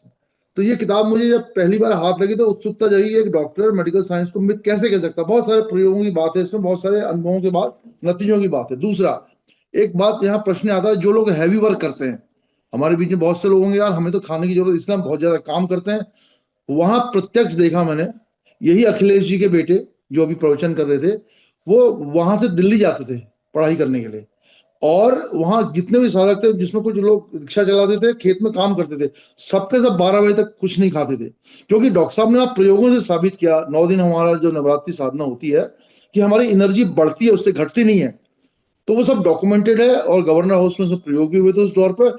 इसीलिए जो वहां का कॉन्सेप्ट है आज भी वो चल रहा। बीबी चौहान उसके ध्वजवाहक हैं, डॉक्टर गोपाल शास्त्री जी वो उसके ध्वजवाहक हैं, और श्यामा दीदी, बहुत से लोग हैं। तो मेरा कहना है दादा की बातों को आप गंभीरता से लीजिए। हमारे बीच में कई गुरु हैं, पर दादा का रोल मैं मानता हूँ वो द्रोणाचार्य की तरह है। बाकी बहुत से गुरु शुक्राचार्य का रोल अदा कर रहे हैं। तो आप इशारा काफी है, मैं बोलूंगा किसी का कुछ नहीं। तो हम जो बात कर रहे हैं, हम उस सिस्टम को फॉलो कर रहे हैं जो टाइम टेस्टेड है, प्रूवन है। रामचरितमानस कोई हल्का ग्रंथ तो है ही नहीं, कहीं नहीं सकता। वाल्मीकि रामायण और रामचरितमानस और फिर भगवत गीता, भागवतम, ये वो सेट हैं जिनको जो हम अपना आधार बना के चले। न कि हम फिर बात फिर वही ना, हम जापान को अगर फॉलो करें तो ओकिनावा वाले जापान को फॉलो कर रहे हैं हम अमेरिका वाले सिस्टम को नहीं फॉलो करेंगे इनाजिक के, या फिर हम टोक्यो वाले को भी नहीं करेंगे। तो प्रश्न ये है कि जो वहां का सिद्धांत है वो मूल रूप से भारत से ही वहां गया हुआ है, और हमारे गुरु भाई ओशिरो सर है जो दोबारा से हमको वापस दे रहे हैं, जिम्मेदारी हम समझें। तो ये बात हल्केपन से लेने की नहीं है, सात्विकता के सातवें दायरे में रहते हुए जिस सिस्टम से हम जुड़े हुए हैं, इससे हमारी जीवनी शक्ति बढ़नी ही बढ़नी है। ये बहुत सारी किताबें मैंने कल फिर से निकाली जो 1996 से मेरी धरोहर है, और उसमें जो आज वो बात करते बारबरा मुरे, कैथरीन पॉन्डर, सब किताबें मेरे पास हैं। उसके अलावा एक स्वीडिश मार्च की बात बहुत जरूरी, जो आप कहते हैं ना आहार को कम से कम करा जा सकता है। तो उन महिला ने एक पहाड़ से दूसरे पहाड़ तक, स्वीडन के पास में था वो, बर्फ से ढके हुए पहाड़, सिर्फ बर्फ का पानी पी पी के उन्होंने उस यात्रा को पूरा किया, और पूरा डॉक्यूमेंटेड है उस पर पूरा। जैसे नर्मदा के जल पर इनका हुआ है दादा गुरु का, ऐसे वहां पर भी उस समय का डॉक्यूमेंटेड है। तो सिर्फ हमको दोबारा से उससे कनेक्ट करना है। ऐसा वातावरण कहीं नहीं मिलने वाला, ये हम देख ही ना। अभी अनिल जी बोल रहे थे, देश के सारे संगठन जितने भी हैं, या वर्ल्ड के कह लीजिए आप, कोई भी इस तरह की बात कहने की साहस भी नहीं कर पाता, जान ही नहीं करेगा कहां से पहले को। तो इसलिए हमें वो नहीं करना है। हम अपने भारतीय परिवेश में रहते हुए दादा जो आए सेशन ले रहे हैं, बहुत गंभीर सेशन है दादा। मेरा कहना है कितना ही दिन लगे इसमें, 2 दिन लगे, 4 दिन लगे, 5 दिन लगे, कारण क्या है? आप आ रहे हैं 7:30 बजे, लोग आ रहे हैं 7:45 बजे, 8 बजे। समय की बाध्यता हमारी है, 9 बजे से पहले हम खत्म करना चाहते हैं, पर हो नहीं रहा। इसलिए मेरा आपसे निवेदन यह है, कल आप 7:15 शुरू कर दीजिए, जो आएंगे सुनेंगे, नहीं तो रिकॉर्डिंग सुनेंगे, देखें कितने लोग इंटरेस्टेड होते हैं टाइम से आने के लिए। इतना महत्वपूर्ण विषय भी कोई नहीं सुन रहे थे, मना फिर भी हमें वो कथा सुनानी है हमको काकभूषण जी की तरह से। थैंक यू दादा। Yes yes yes, thank you. तो इसमें एक बात और ध्यान रखिएगा कि अगर समझो कोई नाइट ड्यूटी करता है, मतलब कोई रात भर अगर ड्यूटी करता है और सुबह आता है, तो उसको फिर वो सोएगा, सुबह आएगा तो क्या करेगा। तो सूत्र क्या दिया गया है कि हैवी मील खा के सो जाना है ना। तो अगर कोई नाइट ड्यूटी करता है, तो नाइट ड्यूटी करने वाला आएगा तो वो आके रॉ ईटिंग नहीं करेगा, वो उसने रात भर नौकरी किया है, काम किया है, उसकी कोशिकाएं टूटी हैं, तो वो आएगा, वो दाल भात रोटी सब्जी खा के सो जाएगा, है ना। तो इस चीज को जरूर समझ लेना, क्योंकि बहुत लोग ऐसे होंगे जो नाइट ड्यूटी भी करते होंगे। तो नाइट ड्यूटी वाले के लिए क्या सिस्टम होगा कि वो जो सूत्र है कि भारी खा के सो जाओ, क्योंकि वो नाइट ड्यूटी करके आया है, वो थका है, वो सोएगा ही, तो खाना खाए सो जाए, उसके बाद उठ के वो दोपहर में फिर नौकरी पे जाएगा। तो फिर उसके लिए वो सिस्टम चालू हो जाएगा कि वो दोपहर में कच्चा खाएगा, रात को भी कच्चा खाएगा, क्योंकि उसको रात भर ड्यूटी करना है। लेकिन जब रात भर ड्यूटी करके कोशिकाएं टूट गई हैं, तो वो फिर जो है हैवी खाएगा, सो जाएगा सुबह आके। तो ये चीज को ध्यान रखना है, समझना है चीजों को। हाँ जीवन प्रकाश जी, अनम्यूट करें। अब हम थोड़ा 6-7 मिनट से ज्यादा बात नहीं कर पाएंगे, फटाफट अपनी बात रखिए कम शब्दों में। सर नमस्कार। नमस्कार। थैंक यू सर, आज आपने बहुत शानदार सेशन दिया। मैं एक हमारे साथी हैं और लगभग 72 एज के हैं, उनको साइटिका का प्रॉब्लम हो गया है, उसके लिए क्या करना चाहिए उन्हें? आप कहाँ से हैं, किस टीम से हैं? सर मैं उत्तराखंड हल्द्वानी नैनीताल से हूँ, दिनेश पंत जी के साथी हूँ। ओके, अगर 72 के हैं वो और जी उनको साइटिका हो रहा है, तो अगर उत्तराखंड के हैं तो दिनेश जी से उनका मर्म करवाइए। सबसे पहले तो मर्म चिकित्सा से साइटिका में तुरंत रिलीफ मिलता है, और वो सीख जाएंगे तो खुद का मर्म खुद ही कर पाएंगे। दूसरा, चारों ओके बीज खिलाइए। अगर L4 L5 में गैप आ गया है तो जी सफेद तिल, सफेद सूरजमुखी, अलसी और हरे कद्दू के बीज, ये चारों बाजार में मिल जाते हैं। चारों को खरीद जी के ले आइए, साफ सुफ करके इनको बिना गर्म करे रख दीजिए किचन में, स्टील के डब्बे में या कांच के डब्बे में, और रोज सर इस सर एक बार ये बीजू का नाम और बता दीजिए। सफेद तिल, सफेद जी सूरजमुखी, जी अलसी और आपका हरे हाँ कद्दू के बीज, ये जो चार हैं, इनको खरीद के ओके ले आइए, रख दीजिए, और रोज रात को इनको कांच के बाउल में गलाइए। अगर उनके पास कैंगन ओके वाटर हो तो कैंगन हाँ वाटर, है, साढ़े कंगन नौ वाटर है। हाँ, एक कांच का बाउल लिया, कैंगन पानी डाला, उसमें चारों डब्बे में से एक एक चम्मच बीज निकाले डाले, और अगले दिन ये पानी का कलर जो है वो पीला हो जाएगा, उस पानी को फेंक देना है। वो बीजों को मिक्सर में घोट के उनको पिला दीजिए, और दांत हो तो चबा चबा के खा लें वो। तो वो ऐसा करने से वो ठीक हो जाएंगे। कमर में गैप है, सुबह तिल का तेल पिलाइए, है ना। तिल का तेल, सफेद तिल या कच्ची घानी का कोई भी तिल का तेल पिलाइए। रात को अरंडी का तेल पिलाइए 1 चम्मच, जो कैस्टर ऑयल जिसको हम बोलते हैं। तो सुबह तिल का तेल, रात को अरंडी का तेल, और बीच के भोजन में, अभी आपने पूरा सुन ही लिया है लेक्चर, क्या पता आप सुबह आए जी कि लेट आए, जी जैसा नहीं, भी आए। मैं सुबह से था सर आज। हाँ, तो ये बताया गया है कि 12 बजे तक कुछ नहीं लेना है। तो वो अगर कुछ जी ऐसा जी चाय वाय पीते हो, दूध पीते हो, तो उनको रोकिए। और ओके किसी भी सूरत में उनके पेट में आपका कोकोनट, उसके बाद 2 से 3 खजूर और एक गुड़ का डल्ला, ये जाना चाहिए। तो कोकोनट जो है, बिल्कुल। किराने की दुकान पे कोकोनट का गोला मिलता है, तो हाँ पीस बिल्कुल के बिल्कुल। रख लिया, और अपनी कटोरी में 2 चम्मच कोकोनट का वो ले लिया, किस दीजिए ना कोकोनट को किसनी पे, बिल्कुल बिल्कुल बिल्कुल। है ना। और दांत नहीं हो उनके तो फिर कोकोनट का जी अपना जो नरम वाला मिलता है, जो हनुमान जी माता जी को चढ़ता है, उसका जूस हम्म बना के वो पी लें। और जो है गुड़ और अपना ये ले लें, अपना खजूर। इतना कर लेंगे तो 15 दिन में मिरेकल हो जाएगा। थैंक यू दादा, बहुत बहुत धन्यवाद। Thank you. सो इसी के साथ जो है, मुझे लगता है आज हम इस सत्र को अभी एंड कर सकते हैं। तो थैंक राजेश यू सेन दादा। नैन कोई है? राजेश जी क्या है, एक बार उनको सुन लेते हैं फिर एंड करते हैं। पुलक दास जी फटाफट अनम्यूट करिए, हालांकि समय नहीं है आपके प्रश्नों का उत्तर देने का, लेकिन करिए फटाफट। नमस्ते सर। नमस्ते सर बोल रहा हूँ कि मैं कैंगन यूजर हूँ। हमारे घर में 2 साल से कैंगन मशीन है। हाँ, लेकिन पानी तो पी रहे हैं आपके साथ साथ, आप जो बात बोल रही है उसको भी कर रही है। लेकिन मैं डॉक्टर दिखाया था, डॉक्टर ने कहा कि मेरी ओवरी में सिस्ट हुआ है, चॉकलेट सिस्ट। मैं क्या करूं? डॉक्टर ने कहा कि इमरजेंसी ओटी करना पड़ेगा। वो सिस्ट अगर हुआ है, कोई गठान हो रही है, कोई ट्यूमर हो रहा है, तो बॉडी की हीट को बढ़ाना नहीं पड़ेगा। नहीं, ट्यूमर। ट्यूमर, हाँ वही कह रहा हूँ मैं आपको। जो कल जो 10-11 डाइट बोली थी वो फॉलो करिए। जैसा आज आप सुबह से थी क्या इस सेशन में, कि अभी आई आप? हाँ, सुबह से हूँ। सुबह से थी ना, 7:30 बजे से, तो आपने ये लेक्चर पूरा सुना होगा ना कि 7:30 नहीं, 8 से। हाँ, तो ये तो 8 बजे तक तो ये चालू हो चुका था लेक्चर ये। तो हाँ हाँ हाँ। आप ऐसे जैसे टाइम से आएंगी तो बहुत कुछ मिस हो जाएगा आपका। तो अब आपका जो है, मेरा जो फोन नंबर है उस पर आप मुझे टेक्स्ट मैसेज करिएगा, तो आपको फोन तो उसका आंसर दिया जाएगा, क्योंकि यहाँ पर सभी लोग बैठे हैं, हमको 2 मिनट बाद इस मीटिंग को एंड करना है। तो मेरा नंबर जो है आपके पास होगा तो ठीक है, नहीं होगा तो मैं टाइप कर देता हूँ। उस पर आप जो भी आपकी रिपोर्ट्स भेजिए, क्योंकि टाइम से नहीं आएंगे तो हम ऐसे एकदम जवाब नहीं दे पाएंगे, क्योंकि इतना सारा जवाब उस हाँ हाँ हाँ में ही दिया गया है ना। यहाँ पर 400 लोग हैं। हाँ। चलो, तो राजेश नैन जी अनम्यूट करें खुद को। जो लेट आए हैं वो सवाल ना पूछें, वो मुझे व्हाट्सएप पे भेजें, फिर मैं मेरा समय देख के उसका जवाब दूंगा। ठीक है सर। डिसिप्लिन हमको रखना है ना।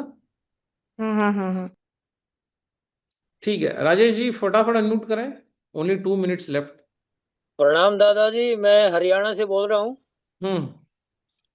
एक बच्चा है 7-8 साल का, उसको अंडकोश में है ना पानी हो गया, डॉक्टर ऑपरेशन के लिए बोल रहा है, तो उसके लिए क्या किया जा सकता है? उसके पानी को सुखाना पड़ेगा। तो ये जो टेक्निक दी गई है, 12 बजे तक उसको आप ड्राई फास्टिंग पे रखिए, या फिर पहले उसको कैंगन वाटर पे रखिए 12 बजे तक। उसको जब भी प्यास लगे, भूख लगे, कैंगन पानी पिलाइए, और उसके बाद उसको जो है नारियल पानी पिलाइए। ऐसा 7 दिन तक करिए, नारियल पानी, और रात को सोते समय पपीता। उसको अभी अनाज, दूध, तेल, इन चीजों से दूर रखिए। तो सुबह से 12 बजे तक कैंगन पानी पिए, 12 बजे बाद कोकोनट वाटर पिए। कोकोनट वाटर 2 पिला दीजिए सफिशिएंट। उसके बाद भूख लगती है तो ढेर सारा पपीता, और हीट बढ़ाने के लिए धनिया पत्ती। इससे बॉडी में गर्मी डेवलप होगी, गर्मी डेवलप होगी, ऑटोमेटिक ऑर्गन अपना काम करने लगेंगे। वो पानी जो जमा है धीरे धीरे जो है रिसाइकलिंग होगा और निकलने लगेगा। अभी उसको अन्न नहीं दे सकते, दाल भात रोटी सब्जी ये चीजें उसको हम नहीं दे सकते। उसको हम दूध दही छाछ आइसक्रीम ये नहीं दे सकते। अभी उसको हम कैंगन पानी देंगे 12 बजे तक। 2 गिलास पीना हो, 3 का, जितना पीना हो पी ले, जैसा उसका मर्जी करे, क्योंकि बच्चा है, छोटा है।